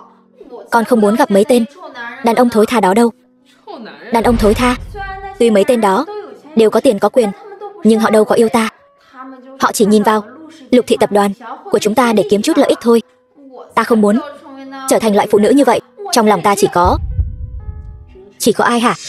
Thiên Nhất, ta nghe nói bây giờ ngươi là chủ tịch. Đúng vậy, vẫn là nhờ Lục thúc thúc bồi dưỡng. Của cải 4 đại gia tộc đều cung phụng ta sử dụng. Thiên Nhất, lâu rồi không gặp, tặng ngươi chút quà gặp mặt. Chút lòng thành. Cái gì? Cha không thể nào đem tài sản đều tặng cho hắn ta chứ. Đều cho một người ngoài. Người ngoài nào chứ? Hắn là ân nhân cứu mạng của ca ngươi. Các ngươi nên gọi hắn một tiếng anh nuôi. Đúng vậy. Hơn nữa, Thu ca ca và đại ca là bằng hữu. Hơn nữa, khi đại ca gặp khó khăn đều là Thu ca ca giúp hắn. Vậy cũng không thể cho hắn hết được. Ta và vợ ta còn định sinh con nữa. Cha không phải không biết, sinh một đứa con tốn bao nhiêu tiền chứ? Mỗi tháng các ngươi lấy từ công ty còn ít sao? Thôi, đừng tranh nữa, khó khăn lắm mọi người mới tụ họp được. Nói ít thôi. Đây là Triệu tiểu thư đặt làm riêng cái bánh này. Con dâu có lòng rồi, đó là điều đương nhiên. Đây là điều con dâu tôi nên làm. Quả nhiên con dâu ta chọn không sai. Cha mẹ, hôm nay là đại thọ 60 tuổi của cha. Ta và Lục Hâm chuẩn bị một đại lễ. Đại lễ gì vậy? Cha, Đây là thứ con từ Giang Đô Thư Pháp thế gia. Đặt mua riêng cho cha. Cất đi. Cha, hôm nay là đại thọ 60 của cha. Con đặc biệt sai người từ kinh thành tìm cho cha một thứ tốt. Bảo bối gì vậy? Cha, xem kỹ nhé. Người đâu? Đây là nhân sâm ngàn năm. Con tìm được từ y ra ngàn năm. Ở kinh thành. Ở kinh thành. Cái này có thể bổ tinh khí huyết. Hơn nữa còn có thể kéo dài tuổi thọ. Quà của đại ca tặng. Vượt xa chúng ta rồi. Đâu có, năm nào ta chẳng tìm cho cha thứ quý giá nhất. Tốt, con có lòng rồi. Cất đi. Lục thúc thúc, hôm nay con cũng tặng cho người một món quà. Quản gia. Cái này là con nhờ người từ kinh thành tìm cho người. Bảo bối này không tồi. Bảo vật này có lai lịch lớn. Nghe đồn là bảo vật truyền đời của kinh đô. Bảo vật truyền đời của kinh đô. Không lẽ là Bối Hải Ngưng Châu sao? Nghe nói Bối Hải Ngưng Châu nằm sâu dưới đáy biển ngàn dặm, hội tụ tinh hoa trời đất và con người, là bảo vật vô cùng quý giá. Bảo vật này làm sao hắn ta có thể tìm thấy được? Không lẽ là đồ ăn cắp? Sao nào? Trong mắt cô, đồ của tôi đều là đồ ăn cắp hết sao? Chẳng phải vậy sao? Kẻ có thân phận như cậu thì làm sao xứng đáng có được bảo vật quý giá như vậy? Chỉ có đại ca tôi mới xứng đáng sở hữu nó. Đó là điều tất nhiên. Đại ca là trụ cột của Lục gia chúng ta, là người kế nhiệm tương lai của Lục thị tập đoàn. Chỉ không biết lúc đó Lục Hâm chúng ta có còn cơ hội này không thôi. Chị dâu, chị nói vậy là có ý gì? Chẳng lẽ chị đang nói Ba Thiên Vị đại ca sao? Lời này tôi không thích nghe chút nào. Cái gì mà tôi thấy Ba Thiên Vị đại ca? Em đừng có suy diễn lung tung. Em gái, ta đã nói với em bao nhiêu lần rồi, bảo em học hành cho tử tế, đừng có suốt ngày lảng vảng với thằng nhóc họ Thu kia. Em cứ không nghe. Anh nói gì vậy? Thu ca luôn đối xử tốt với em. Sao mọi người lại nói anh ấy như vậy? Ai mà không biết Thu Thiên Nhất là một tên lừa đảo. Tôi khuyên cô nên ít giao du với hắn ta. Đúng vậy. Thằng nhóc này không biết từ đâu chui ra. Trước đó không phải biến mất một thời gian sao? Sao lại đột nhiên xuất hiện ở Nam thị? Thu Thiên Nhất này rốt cuộc là Thu Thiên Nhất thật hay Thu Thiên Nhất giả vậy? Hắn là thật hay giả tôi còn không phân biệt được sao? Năm đó nếu không có Thiên Nhất thì hai đứa bây đã chẳng còn người anh này rồi. Đại ca, anh nóng vội làm gì? Chẳng lẽ chúng tôi nói sai sao? Vô lễ. Ba đừng giận, đừng để ảnh hưởng đến sức khỏe. Xuống suối vàng rồi. Nhìn con nuôi của ba phá nát Lục thị tập đoàn sao? Mày.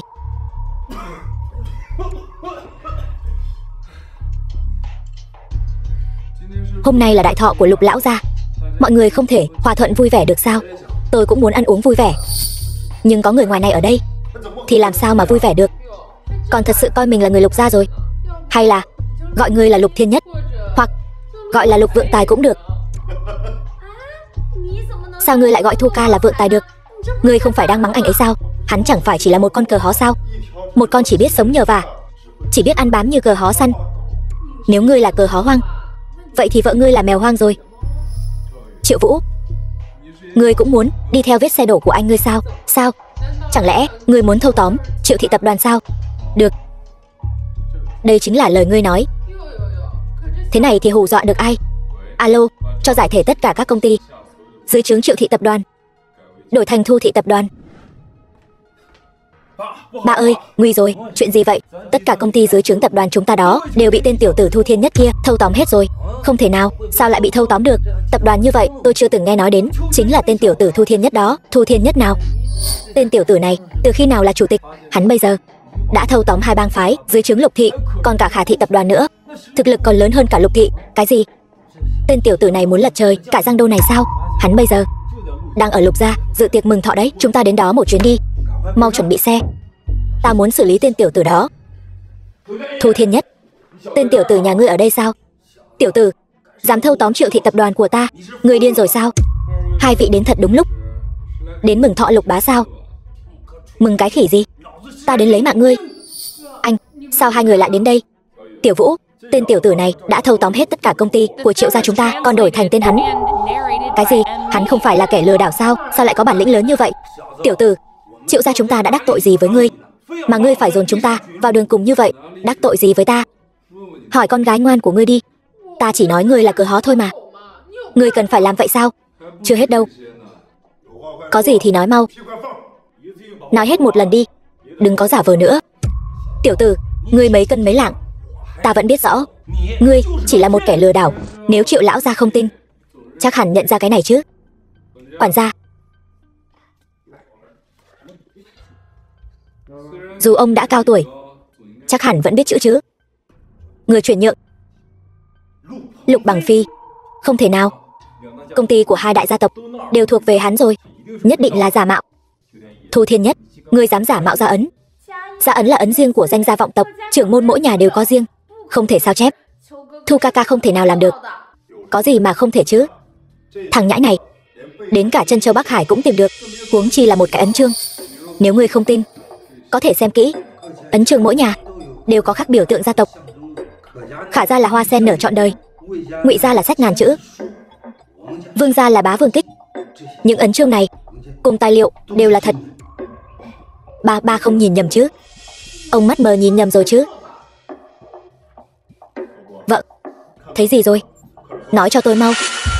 Ấn chương này đều có biểu tượng, tài liệu là thật.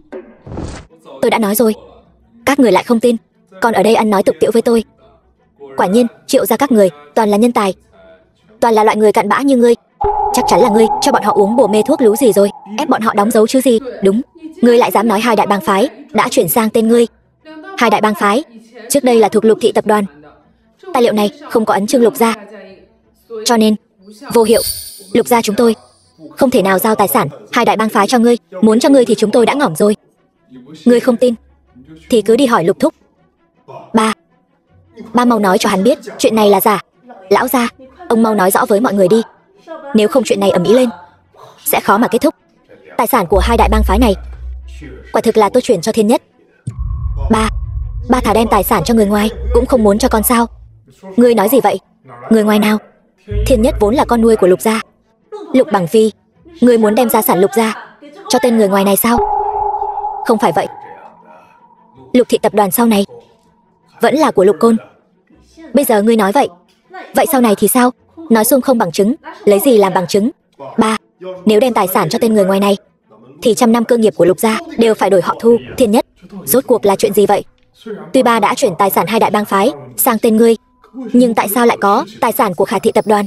Ngươi phải biết, bây giờ ngươi đã cá chép hóa rồng, đã đứng đầu ở Giang Đô rồi.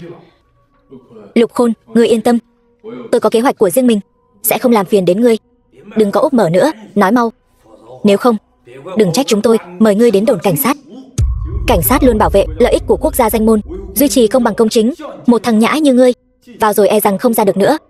Vậy sao? Vậy ngươi cứ thử xem ta có thể sống sót ra ngoài không? Thu Thiên Nhất, đừng có lấn lối quá, cẩn thận lát nữa hối hận cũng không kịp. Đúng vậy, đừng có tự cho mình là đúng. Ngươi phạm phải chính là tội tù. Ngươi muốn tự hủy hoại tiền đồ sao? Ngươi quên mẹ và anh ngươi rồi sao? Bọn họ ở khu ổ chuột chịu khổ bao nhiêu năm. Ngươi đúng là đứa con bất hiếu. Vì bản thân, cái gì cũng làm được. Được rồi.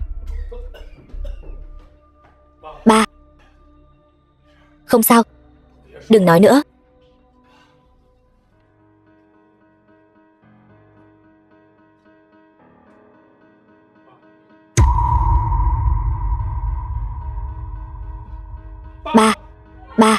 Ba, quản gia, mau gọi xe cấp cứu. Anh, ba không sao chứ? Ba bị trúng độc rồi, đã không cứu được nữa rồi. Tôi đã biết là trúng độc mà, máu ở khóe miệng đều đen cả, nhìn là biết trúng độc rồi. Nếu Lục tổng quy tiên, điều này có nghĩa là Lục gia sẽ nhanh đón người nắm quyền mới. Lục thị tập đoàn sẽ bầu lại chủ tịch. Vậy theo như Triệu tổng nói, sau khi ba mất, người được lợi nhất hẳn là anh cả.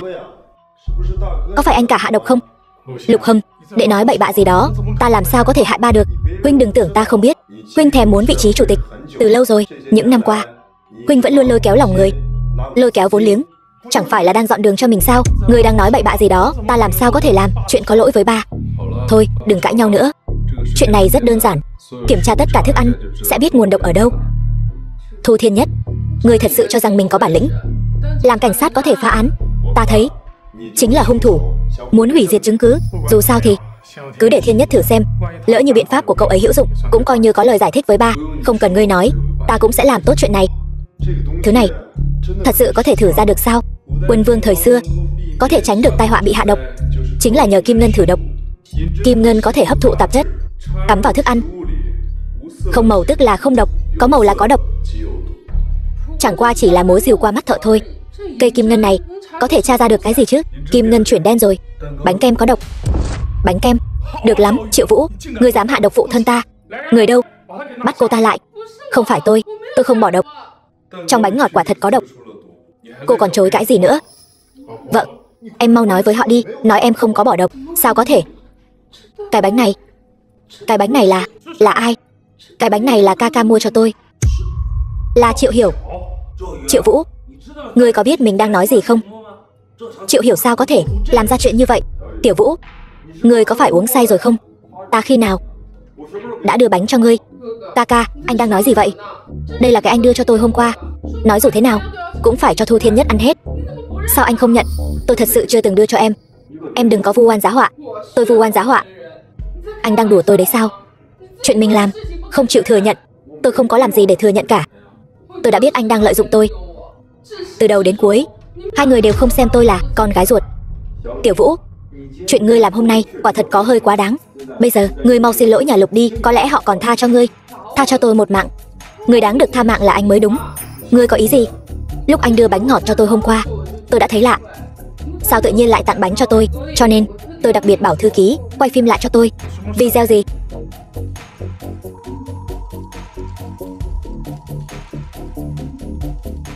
Được lắm, Triệu Hiểu, nhân chứng vật chứng đều có đủ. Anh còn muốn chối cãi? Anh cứ nhận đi. Đừng tự lừa dối mình nữa. Anh luôn nói Thu Thiên Nhất là kẻ lừa gạt. Kỳ thực chính anh mới là kẻ đại bịp bợm. Ai cho mày lá gan dám đầu độc Lục tổng? Chuyện tôi không dám làm mày đều dám làm. Mấy năm nay tôi không quản mày.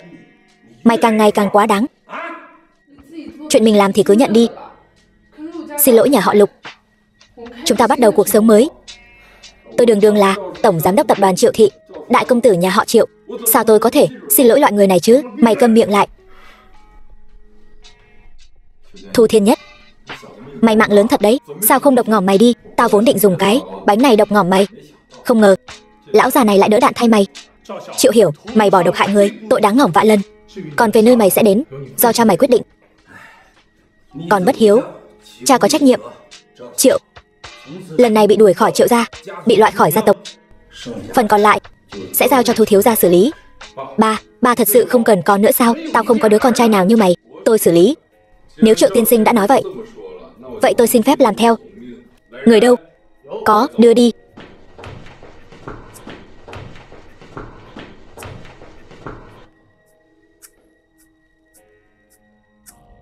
Ngoại trừ người nhà họ Lục, những người khác xin mời rời đi. Triệu tiểu thư, mời cô cũng rời đi. Thu tiên sinh, mời ngài ở lại.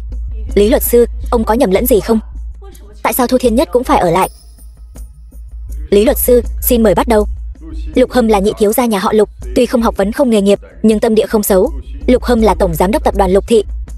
Mong rằng nó có thể học hành cho tốt, điều hành công ty. Xem ra Lục Bằng Phi vẫn chưa từ bỏ mày. Lục Tử Huyên là con gái trong nhà, từ nhỏ được nuông chiều, năng lực của nó không đủ để vào tập đoàn Lục Thị. Điều tôi lo lắng nhất là Huyên Nhi khi nào xuất giá. Hy vọng lang quân của nó phải là người quân tử khiêm nhường, có tài có đức. Tôi để lại cho Huyên Nhi một khoản tiền, cứ lấy trong tiền tiết kiệm của tôi 20%, làm của hồi môn cho nó. Ba, sao ngay cả trong di chúc cũng giục con kết hôn vậy? Lục Côn là trưởng nam trong nhà, vừa học giỏi vừa ngoan ngoãn, đã làm việc trong tập đoàn rất lâu. Năng lực của nó cao hơn các cổ đông lớn của tập đoàn, nhưng tôi đối với con nuôi còn chút áy náy trong lòng. Mong Lục Côn đừng trách tôi. Lục Côn vào tập đoàn Lục Thị của tôi, nhậm chức phó chủ tịch hội đồng quản trị. Cái gì? Đại ca, sao chỉ là phó chủ tịch? Lý luật sư, ông có đọc nhầm không vậy? Đưa đây.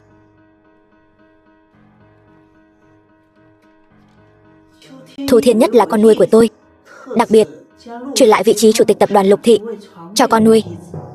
Mong con nuôi có thể đưa tập đoàn Lục Thị phát triển lớn mạnh. Cái gì? Tôi là chủ tịch? Thu Thiên Nhất, cái bánh này là mày bày mưu hãm hại đúng không? Mày dùng chiêu mượn đao lấy mạng người, chính là để đoạt lấy vị trí chủ tịch. Lục Côn, tao đã nói với con bao nhiêu lần rồi, bảo con tránh xa nó ra, đừng có dây dưa với nó nữa. Con xem, con không chỉ giúp nó giải vây mà còn cho nó căn nhà Giang Đô Nhất Hào. Con nói xem con làm vậy để làm gì? Mẹ bớt nói vài câu đi. Ngồi xuống đi, Cái bánh này hình như chưa ai ăn. Đúng vậy, cái bánh đó căn bản chẳng có ai ăn cả. Điều đó có thể chứng minh điều gì? Không ai động vào. Vậy thì chứng minh cha không phải bị bánh ngọt đầu độc. Đúng vậy, nếu cha bị trúng độc do ăn bánh ngọt mà mất, thì trên bánh ngọt hẳn là nhất định phải có dấu vết đã bị ăn. Đúng rồi, trên cái bánh ngọt đó chẳng có dấu vết gì cả. Điều này chứng tỏ cha căn bản không hề ăn bánh ngọt. Chẳng lẽ hung thủ là người khác? Với tình hình hiện tại, e rằng người đã lấy mạng Thúc Thúc không phải Triệu Hiểu. Vậy hung thủ rốt cuộc là ai? Đầu độc ở chỗ nào? Nếu không phải ở bàn ăn trên bàn ăn thì chính là ở chỗ khác. Theo lời cậu nói, chẳng lẽ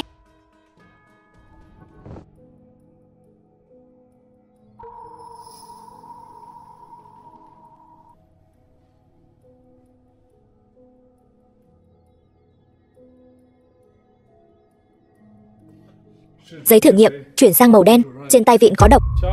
Đồ đạc đều do người hầu lau chùi. Quản gia, gọi tất cả người hầu đến đây. Tôi đi làm ngay. Ai mà ác độc như vậy? Hạ độc trên tay vịn, kỹ thuật cao siêu như vậy, người thường thật sự không làm được.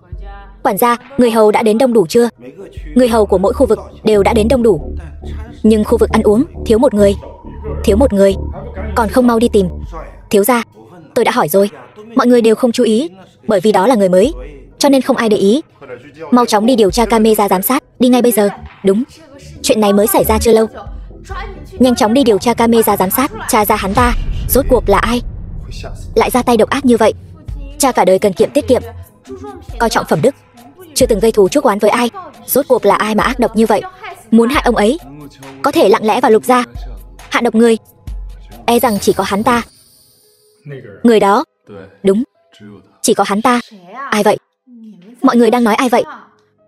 Người mà mọi người đang nói, hắn ta rốt cuộc là ai? Lục Côn, Thu Thiên Nhất vừa nói là ai vậy?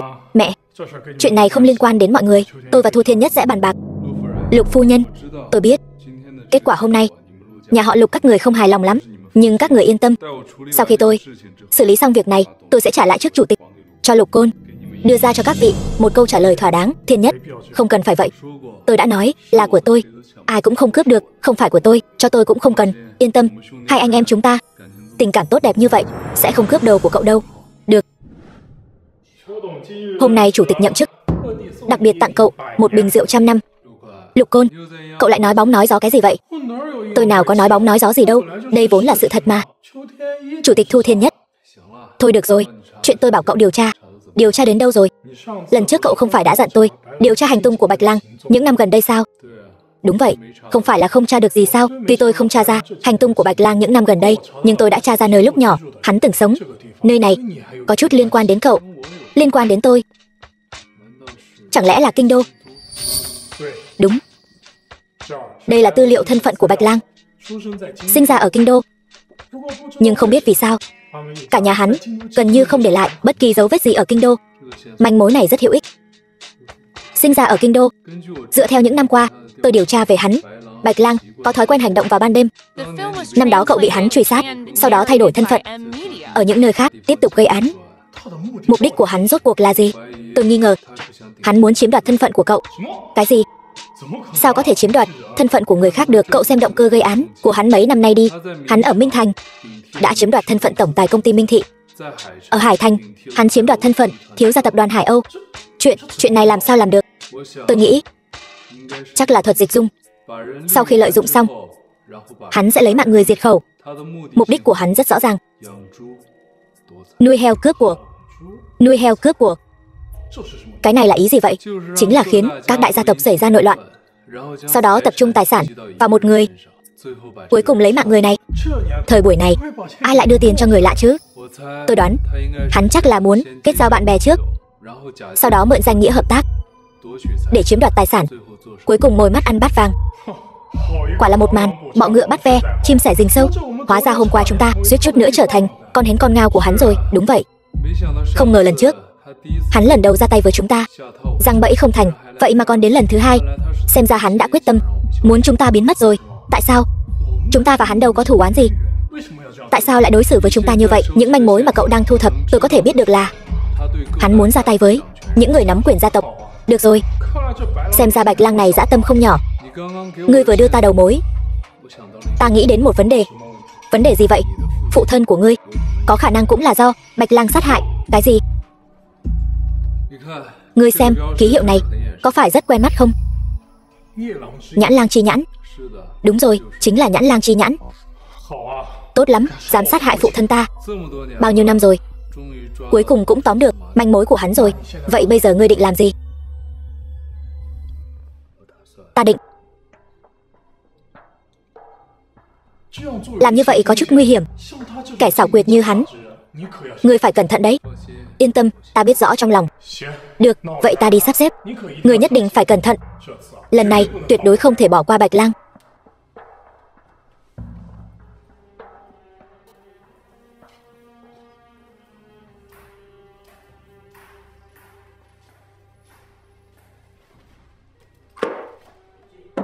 Sao ngươi lại đến đây? Ta vừa nghe thấy hết rồi. Nghe thấy gì? Thiên Nhất, huynh rốt cuộc còn chuyện gì giấu ta nữa? Huynh bây giờ đã là Giang Đô đệ nhất thủ phủ rồi, huynh còn muốn gì nữa? Chẳng lẽ huynh thật sự giống như bọn họ nói là kẻ lừa đảo? Khả Tâm, ta biết muội hận ta, nhưng bây giờ ta không thể nói cho muội biết. Không thể nói cho ta biết sự tồn tại của Bạch Lang sao? Muội đều biết rồi. Vậy rốt cuộc Bạch Lang là ai? Hắn tại sao lại muốn lấy mạng ta? Tại sao lại muốn lấy mạng Lục lão gia? Ta biết muội rất muốn hiểu rõ sự thật, nhưng bây giờ ta thật sự không thể nói. Chẳng lẽ chúng ta không phải phu thê sao? Là phu thê thì nên che giấu nhau sao? Phu thê. Trước đây ta quả thật có oán hận huynh, nhưng ta biết huynh vốn không có ý xấu. Nếu không huynh cũng sẽ không cứu ta, cũng sẽ không nói giúp ta. Vậy nên xin huynh hãy nói cho ta biết mọi chuyện, được không? Như vậy ta cũng có thể giúp huynh. Muội thật sự muốn tham gia vào sao?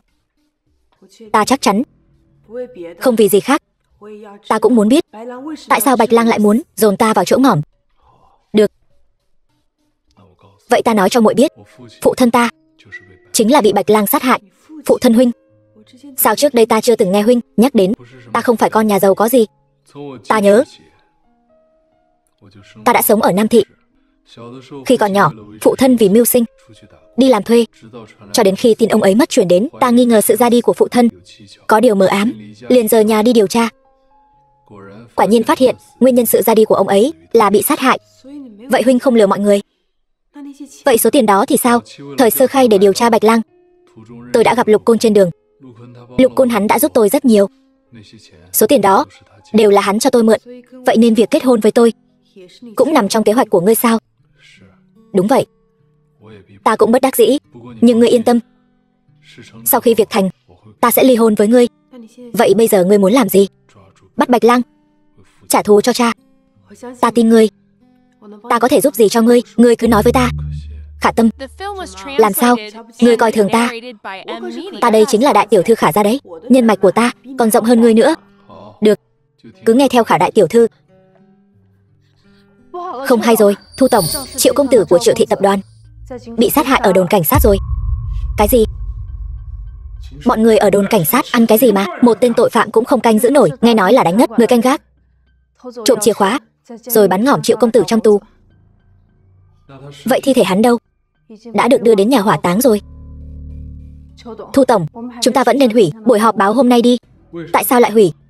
Triệu Hiểu ở trong tù có để lại một tin nhắn tử vong. Nội dung là kẻ sát hại ta là Thu Thiên Nhất. Cái gì? Hiện tại trên mạng đang công kích ngài, bao gồm cả những hành vi của ngài ở tiệc sinh nhật Khả gia, thương hội Giang Đô và tiệc sinh nhật Lục gia đều bị truyền thông phơi bày ra hết rồi. Điên rồi, bọn nhà báo vô lương này. Những chuyện tôi chưa từng làm, chúng đều bịa đặt ra hết. Thu tổng, tôi sẽ thông báo ngay để khẩn cấp xử lý quan hệ công chúng. Hủy buổi họp báo không cần. Thu tổng, hiện tại dư luận đã gây nguy hại đến Thu thị tập đoàn rồi. Hủy họp báo mới là lựa chọn tốt nhất. Bạch Thanh, thông báo xuống. Buổi họp báo niêm yết Thu thị tập đoàn vẫn diễn ra như dự kiến. Sau đó ngươi đi thông báo cho tứ đại gia tộc Kim Lưu Vương Ngụy, cả Triệu thị và Khả thị nữa. Rồi gọi thêm thật nhiều phóng viên đến. Cái gì? Còn sắp xếp phóng viên nữa sao? Sắp xếp phóng viên càng nhiều càng tốt.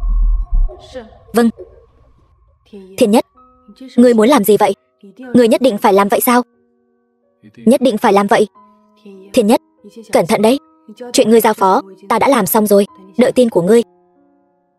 Được. Vạn sự cẩn thận. Chư vị khách quý, buổi sáng tốt lành. Hoan nghênh chư vị đến với buổi họp báo công bố niêm yết tập đoàn Thu Thị của tôi. Rất vui được đón nhận sự ưu ái của chư vị. Tôi có được ngày hôm nay đều nhờ có quan hệ mật thiết với những vị đang ngồi đây. Thu chủ tịch, ngươi thật khéo ăn nói. Ngươi có được thành công hôm nay không thể tách rời khỏi Ngụy Thị tập đoàn của tôi. Ngụy Thị tập đoàn của tôi bị ngươi hãm hại, bị ép giao nộp tài sản, tự thanh toán tài khoản, ăn cắp đồ của Ngụy Thị tập đoàn của tôi. Ngươi còn mặt mũi nào đứng đây nói về thành công? Ngươi không chỉ hãm hại Ngụy Thị tập đoàn, ngươi còn hãm hại cả Vương gia nhà tôi, nói con gái tôi sỉ nhục ngươi. Thật đúng là nực cười.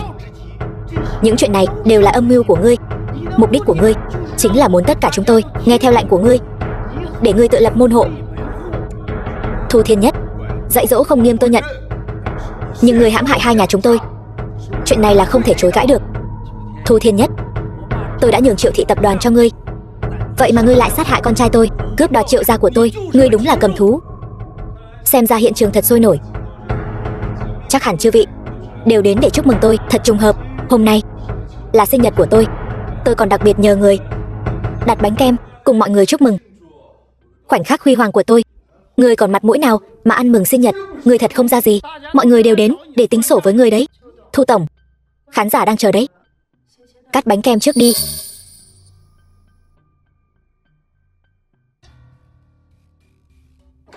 Chờ đã, đừng động vào cái bánh kem đó. Sự việc không phải như mọi người nghĩ. Xin chư vị hãy nghe tôi nói. Triệu Hiểu không phải do Thu Thiên Nhất sát hại, bởi vì tối hôm đó anh ấy ở cùng tôi. Cô với tư cách là vợ của anh ta đương nhiên có thể bênh vực anh ta, nhưng anh ta đã cướp Khả Thị tập đoàn của cô còn bênh vực anh ta như vậy, cô được lợi ích gì chứ? Khả tiểu thư, có phải cô đã bị anh ta mê hoặc, bị anh ta ảnh hưởng rồi không? Tôi thừa nhận anh ấy thực sự đã chiếm đoạt Khả Thị tập đoàn, nhưng cổ phần trong đó là do tôi đồng ý chuyển nhượng cho anh ấy. Cái gì? Cô chuyển nhượng cổ phần cho Thu Thiên Nhất? Vâng thưa cha, hôm nay con mang theo hợp đồng, cha có thể xem qua. Trắng đen rõ ràng, đóng dấu đỏ ký tên, quả thật là bút tích của tôi. Cô nói cô và hắn ta ở cùng nhau, cô có bằng chứng gì? Dĩ nhiên là có. Đây là hình ảnh camera giám sát của văn phòng. Khi tôi đến văn phòng, Thu Thiên Nhất đã ở bên trong. Chúng tôi đã cãi nhau bên trong đó 2 tiếng đồng hồ. Trong đó, khoảng thời gian này, Triệu Hiểu bị giam trong tù. Tôi nghĩ Thu Thiên Nhất không thể nào làm 2 việc cùng một lúc được. Vậy nếu cô nói như vậy, nếu hắn ta phái tay chân của hắn ta đi làm thì sao? Hỏi hay lắm. Tôi đã cố ý mang đến đây chữ viết của Triệu Hiểu. Trong tù, tôi đã cố ý mời chuyên gia giám định chữ viết. Trong đó, kẻ sát hại tôi là mấy chữ này là do chính hắn ta viết, nhưng mấy chữ Thu Thiên Nhất không phải do hắn ta viết. Ý cô là có người sửa đổi thông tin về sự ra đi của con trai tôi. Vậy Bạch Lang sát hại Lục Bằng Phi rốt cuộc là ai? Kẻ đó chính là Bạch Lang. Cô ta không phải là trợ thủ của Thu Thiên Nhất. Sao có thể là Bạch Lang được? Phải đó, trợ thủ của Thu Thiên Nhất không phải là Bạch Thanh sao? Sao có thể là Bạch Lang được? Một mình cô ta làm sao có thể hoàn thành nhiều việc như vậy được? Hỏi hay lắm. Năm đó Bạch Lang gây án bên ngoài, để lại rất nhiều dấu vết. Tôi lần theo dấu vết, tra ra được một bí mật không thể tiết lộ. Bí mật gì? Việc này cứ để Lục cô nói đi. Được. Trước tiên hãy bắt đầu từ việc mà mọi người đều biết, vụ cha tôi mất trong tiệc mừng thọ. Bạch Thanh hay còn gọi là Bạch Lang đã tìm đến Triệu Hiểu vài ngày trước tiệc mừng thọ, lợi dụng lòng thù hận của Triệu Hiểu đối với Thiên Nhất, xúi giục hắn ta giúp mình hoàn thành kế hoạch đầu độc Thiên Nhất. Sau khi Triệu Hiểu đồng ý, hắn ta lại gọi em gái mình là Triệu Vũ đến. Sau khi đưa bánh kem cho Triệu Vũ, hắn ta liền lặng lẽ chờ tin Thiên Nhất bị hại. Triệu Vũ không hề hay biết. Sau khi nhận bánh kem, đã thuận lợi đưa lên bàn tiệc. Nhưng không ngờ tới, hôm đó Triệu Vũ lại chọc giận Thiên Nhất, khiến Thiên Nhất thâu tóm Triệu Thị tập đoàn. Cái gì? Chẳng lẽ người muốn thâu tóm Triệu Thị tập đoàn của ta sao? Được. Đây chính là lời ngươi nói, ngồi yên ở nhà chờ tin tốt lành. Triệu Hiểu lại không ngờ tới tập đoàn của mình bị thâu tóm. Vì vậy hắn ta cùng cha mình đến nhà tôi. Không ngờ cha tôi lại đột ngột qua đời trong lúc họ đang cãi vã.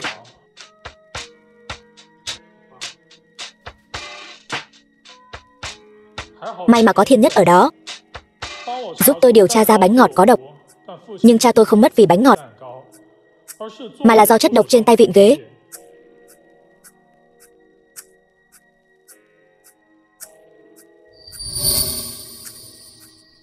Giấy thử nghiệm chuyển sang màu đen, trên tay vịn có độc. Và hôm đó, trong nhà lại tình cờ có thêm một nữ tỷ mới.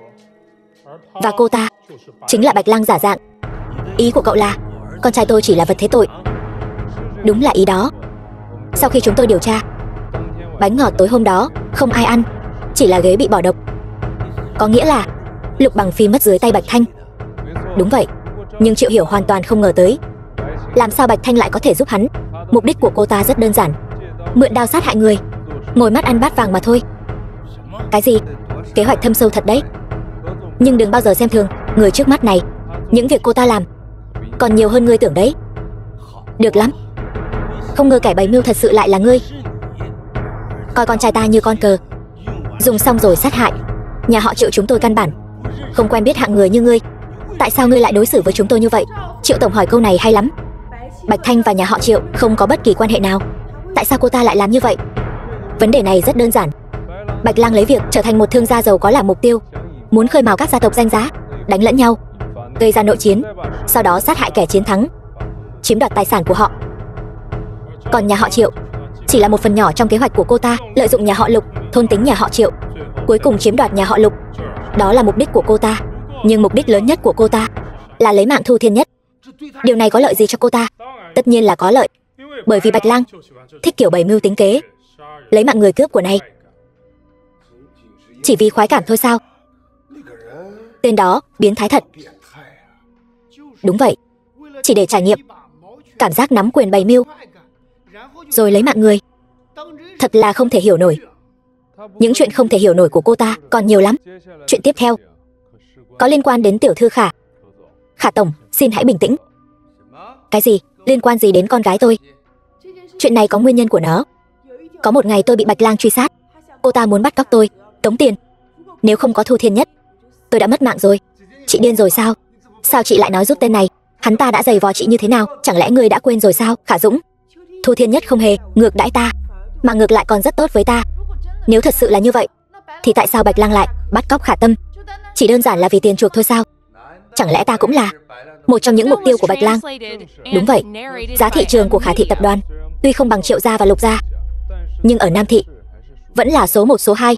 Được lắm, thì ra ta cũng nằm trong kế hoạch của Bạch Lang. Ngươi cười cái gì? Ta cười các ngươi ngu xuẩn. Giờ mới phát hiện ra ta, chẳng phải đã quá muộn rồi sao? Đưa hung thủ ra trước pháp luật hoàn toàn không muộn. Bạch Thanh, không đúng, nên gọi ngươi là Bạch Lang mới đúng. Núp bên cạnh ta bấy lâu nay, cuối cùng cũng không nhịn được nữa rồi. Phải, kế hoạch trả thù của ta rõ ràng, chỉ còn chút nữa là hoàn thành. Ta rõ ràng có thể trở thành người đứng đầu Giang Đô, thế mà chỉ vì ngươi, Thu Thiên Nhất, cản trở chuyện của ta. Ta cản trở ngươi chuyện gì?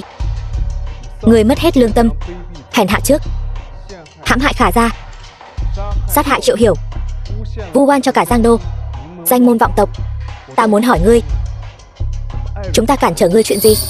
Lũ danh môn vọng tộc các ngươi, những kẻ tự cho mình là đúng, tưởng rằng trong tay mình có vài đồng tiền bẩn là có thể muốn làm gì thì làm. Các ngươi hại bách tính, tan cửa nát nhà. Các ngươi không xứng làm người. Ngươi nói chúng ta là danh môn vọng tộc.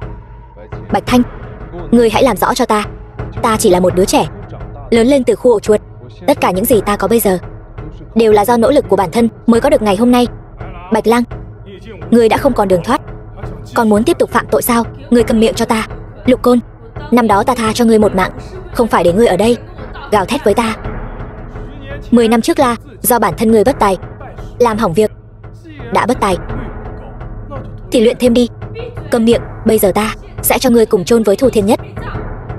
Dừng tay. Mẹ, sao mẹ lại đến đây? Thiên Nhất, đứng sang một bên, để mẹ xử lý. Đây chẳng phải là quả phụ nhà họ Thu sao? Sao? Từ khu ổ chuột ra đây hít thở không khí trong lành. Bạch Thanh, ngươi đừng có ở đây mà láo xược. Ngươi muốn đi theo con đường cũ của phụ thân ngươi năm xưa sao?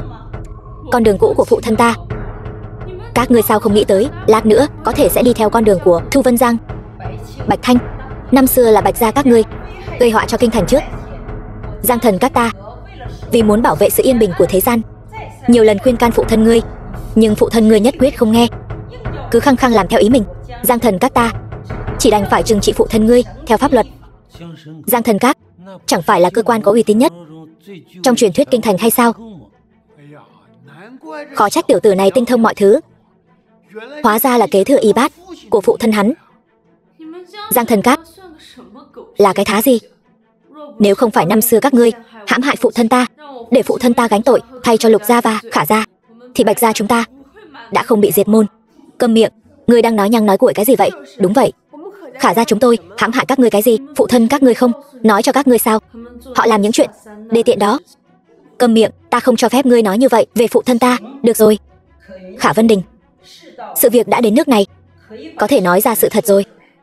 Thư phu nhân nhất định phải nói sao? Nói đi, bọn trẻ bây giờ đều đã lớn rồi, cũng nên đối mặt với hiện thực.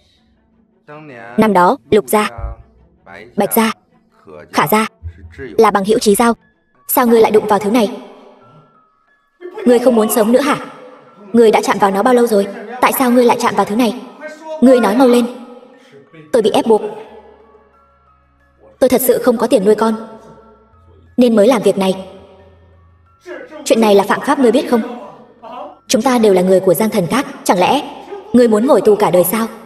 Ban đầu tôi chỉ giúp người ta cất giữ, nhưng ai ngờ thứ này quá cám dỗ. Tôi không nhịn được. Ngươi thật không thể nói lý lẽ. Bây giờ tôi sẽ gọi các chủ đến đây. Khoan đã, đừng làm kinh động đến các chủ. Ngươi làm gì vậy? Chuyện này phải để các chủ tự mình giải quyết, nếu không sẽ càng ầm ĩ hơn. Có thể nói với các chủ, nhưng không thể nói chuyện này. Ngươi muốn làm gì? Bạch ca huynh hẳn phải biết, độc tán một khi dính vào thì không thể cai được nữa. Vậy đệ nói ta nên làm thế nào? Tự vẫn quy tiên. Cái gì? Ngươi bảo lão Bạch tự kết liễu? Vân Đình, ngươi điên rồi sao? Nếu như vậy, hai đứa con của lão Bạch sẽ ra sao? Sau khi Bạch ca đi, số tiền còn lại giao cho các chủ, do các chủ nuôi dưỡng hai đứa con của huynh ấy. Làm như vậy quá tàn nhẫn rồi. Vậy đệ nói ta còn có thể làm thế nào? Bạch ca sớm muộn gì cũng mất mạng, chi bằng để huynh ấy ra đi trong sạch. Đây chính là một mạng người đó. Chiêu này của ngươi trái với các quy. Thôi, hai người đừng cãi nhau nữa. Ta biết những ngày tháng còn lại của ta không nhiều, cũng biết sớm muộn gì cũng sẽ rời xa các con. Nhưng chuyện này ngươi lo liệu đi. Hậu sự của ta cứ làm đơn giản là được. Không được. Lão Bạch nhất định còn cách khác. Ngươi hãy tin ta, cho ta chút thời gian, ta nhất định sẽ giúp huynh ấy tìm được cách cai nghiện. Vô dụng thôi. Độc đã ngấm vào tận xương tủy rồi, ta sống không được bao lâu nữa. Lão Bằng, Lão Khả, sau khi ta đi, các người nhất định phải giúp ta chăm sóc hai đứa nhỏ. Bạch ca, huynh có lời gì muốn nhắn nhủ với hai đứa nhỏ không? Ta đã chuẩn bị sẵn rồi. Bức thư ta viết cho các con, nhất định phải chuyển giao giúp ta. Được, ta nhất định sẽ làm. Thôi, ta không còn gì để dặn dò nữa. Huynh đệ ba người chúng ta từ nhỏ cùng nhau lớn lên ở kinh thành. Ta lập gia đình sớm, các ngươi xem ta như đại ca, nhưng ta biết những gì đại ca làm chẳng ra gì cả. Nói gì vậy? Bạch ca, chúng ta còn phân biệt gì nữa? Điều khiến ta tiếc nuối nhất bây giờ chính là chưa được thấy hai người thành gia lập thất. Đáng tiếc, ta không thể thấy được nữa rồi. Các người đi đi. Bạch ca, tại sao huynh lại làm như vậy? Ta Bạch Ngạo Long cả đời này may mắn nhất là cưới được người vợ tốt, sinh cho ta hai đứa con, tương lai thật hạnh phúc. Thôi được rồi. Các ngươi đã làm gì cha ta? Bạch Lang, sao ngươi lại ở đây? Các ngươi đã làm gì cha ta? Còn đợi đã. Có chuyện gì vậy huynh trưởng? Lũ sát nhân các ngươi, tôi sẽ mách thúc thúc thu. Không phải như vậy đâu, cha của con. Thôi, cứ để nó làm loạn đi. Bạch ca đã có ơn với chúng ta, bất luận như thế nào cũng phải bảo vệ thanh danh cho huynh ấy. Ngươi muốn làm gì? Ta đã nói rồi, Bạch ca không thể mất oan uổng. Hủy hết những thứ này đi, bao gồm cả Bạch ca, Lục Bằng Phi và Khả Vân Đình, đến trước mặt ta yết kiến. Làm sao bây giờ? Nếu các chủ biết được, biết thì biết, cùng lắm thì giảm thọ mệnh của ta. Được, ta đi cùng ngươi. Thuộc hạ bái kiến các chủ. Nghe nói hai người đã sát hại Bạch Ngạo Long. Không, không có chuyện đó. Ta nghe hai đứa nhỏ nói rồi. Nói hai người ở trong phòng của Bạch Ngạo Long. Nói đi. Hai người đã làm gì? Uống rượu tán gẫu. Đúng vậy, hôm nay Bạch Ngạo Long mời chúng tôi đến Bạch gia uống rượu. Ai ngờ Bạch Ngạo Long vì tiểu lượng kém, máu dồn lên não, tức ngực mà mất. Các người chắc chắn như vậy sao? Chắc chắn. Tình huynh đệ thật sâu đậm, dám lừa gạt bổn tọa. Người đâu? Có, mang hai đứa nhỏ này xuống. Hai người đừng tưởng ta không biết Bạch Ngạo Long đã làm những chuyện gì nhé. Ngài đã biết rồi sao? Bạch Ngạo Long đó đã bị tố cáo từ lâu rồi. Hắn ta tàng trữ cốt độc tán, nghiện ngập, không thể cứu chữa được nữa. Thì ra các chủ đã biết chuyện này từ lâu rồi. Ta vốn định tha cho hắn một mạng, để hắn tự sinh tự diệt, nhưng không ngờ hôm nay hắn lại quyết tâm như vậy. Các chủ thuộc hạ không cố ý lừa gạt, chỉ là không nỡ phụ tình huynh đệ. Các chủ, chúng tôi không cố ý. Nếu muốn phạt thì phạt tôi đi, không liên quan đến huynh ấy. Thôi, ta biết tình huynh đệ của các ngươi sâu đậm, ta cũng có thể châm trước. Nhưng những việc làm của Bạch Ngạo Long không thể che giấu. Vậy ngài muốn làm gì? Hai đứa nhỏ đó thì cứ đưa đến viện phúc lợi, cho người ta nhận nuôi đi. Đến nước này cũng chỉ có thể làm vậy. Các chủ, đây là thư Bạch Ngạo Long để lại. Trước khi đi, xin ngài cất giữ giúp. Được, từ nay về sau hai người hãy đến Nam Thị nhậm chức. Hãy phát triển kinh tế Nam Thị thật tốt, giúp đỡ Giang Thần các ta một tay. Vâng, đây chính là sự thật năm xưa. Không thể nào, cha ta không thể làm như vậy. Nhất định là các ngươi đang bịa đặt dối gạt ta. Bạch Thanh, năm đó cha ngươi uống thuốc độc tự kết liễu, thật sự không liên quan đến chúng ta. Bạch Thanh, ta biết ngươi hận chúng ta, nhưng mong ngươi trước khi hận chúng ta hãy xem bức thư này, được không? Bức thư này chẳng lẽ bức thư này là lúc sau khi Thu Vân Giang rời đi, ta phát hiện trong hành lý của hắn. Năm đó Giang Thần các bại trận, hắn vì bảo vệ ta và các con và chuyển đến khu Nam Thị, sống ở khu nhà ổ chuột. Trong khoảng thời gian này chúng ta cũng bị đe dọa. Còn ca ca ngươi thì sao? Ca ca năm đó vì sinh kế buộc phải gia nhập cốt độc giáo, không ngờ lại nhiễm cốt độc. Vào ngày sinh nhật của ta đã rời xa ta. Cái gì? Ca ca ngươi đã mất rồi sao?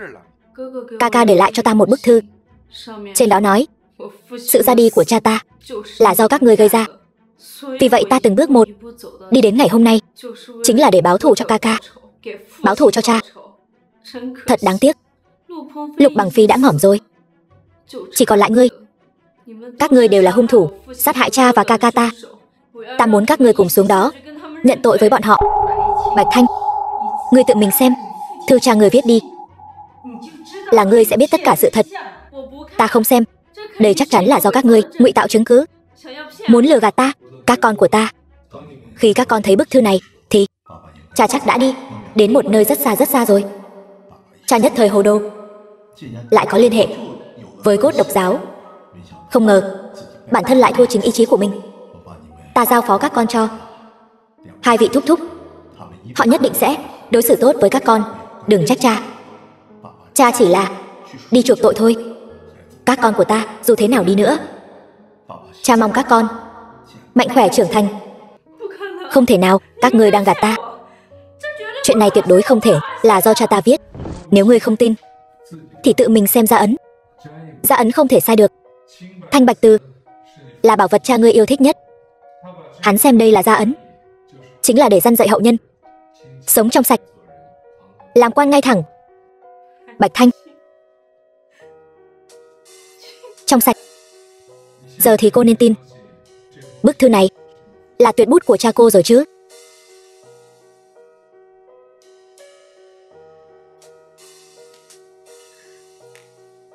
Năm đó, tôi và Kaka ở cô nhi viện cứ ngỡ sẽ gặp được một gia đình tốt. Không ngờ viện trưởng này hắn chính là một ác quỷ. Kaka, sao huynh lại tới đây? Muội có được ăn kẹo mút không? Muội mau về thu dọn đồ đạc. Chúng ta rời khỏi đây. Đi đâu? Đi lang thang. Năm đó tôi và Kaka từ cô nhi viện trốn tới Nam Thị ăn xin. Hết tiền thì chúng tôi nhặt ve chai bán lấy tiền. Nhưng cuối cùng thân thể tôi không chống đỡ nổi, luôn luôn đau ốm. Kaka buộc phải gia nhập cốt độc giáo, chế tạo cốt độc bán lấy tiền. Không ngờ rằng cuối cùng lại nhiễm độc cốt tủy, rời xa tôi. Vì vậy tôi hóa thành Bạch Lang, kế thừa di nguyện của Kaka, trả thù cho Kaka và cha. Rồi sao nữa? Sau đó cô sống sót thế nào? Trên thế giới này ngoại trừ hắn ra, không ai có thể hiểu tôi. Tôi mỗi ngày đều đến nhà bọn họ, ngồi xổm trước cửa. Hắn thấy tôi, cũng mỗi lần đều cho tôi vài chai nước khoáng. Tôi thật ghen tị. Tôi cũng từng là hòn ngọc quý trên tay của gia đình. Nhưng tại sao lại trở thành bộ dạng này? Rồi sao nữa? Sau đó cô sống sót thế nào? Tiểu Lục trong bụi hoa đặt cho tôi một túi chai nhựa. Tôi nghĩ chắc là tôi không xứng với họ. Tiểu Lục mà cô vừa nói chính là tôi. Cái gì? Năm đó nhà họ Lục chúng tôi vừa chuyển đến Nam Thị sinh sống. Tôi liền gặp một bé gái nhỏ đang nhặt rác. Tiểu Lục mà cô vừa nói là nhũ danh của tôi. Không thể nào. Tiểu Lục là một người rất lương thiện, không thể là loại người như anh. Sau khi tôi chuyển đi, luôn nghĩ cô sẽ ra sao, liệu có ai nhặt về nuôi không. Đợi tôi lớn lên, tôi bắt đầu tìm tung tích của cô, nhưng vẫn không có tin tức. Tôi nghĩ cô chắc đã rời khỏi Nam Thị, nên cũng không tìm nữa. Không thể nào. Các người nhất định đã thông đồng lừa tôi.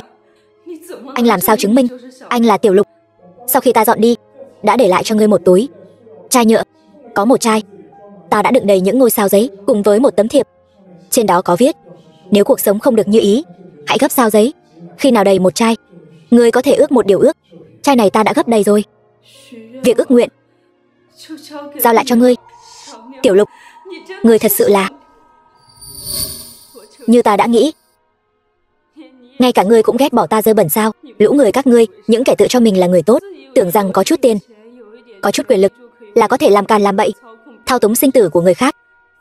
Thế nào? Giờ bị ta thao túng sinh tử, cảm giác không dễ chịu lắm phải không?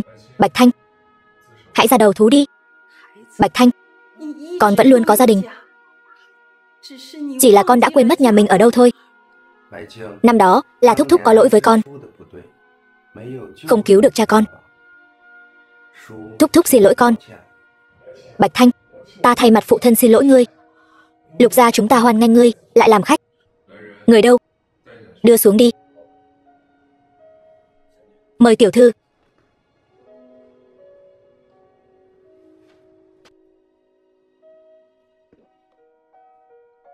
Thưa quý vị, giờ Bạch Lang đã bị bắt.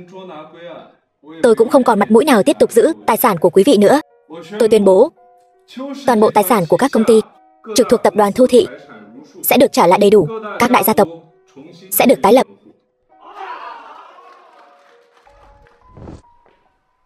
Khả Tâm,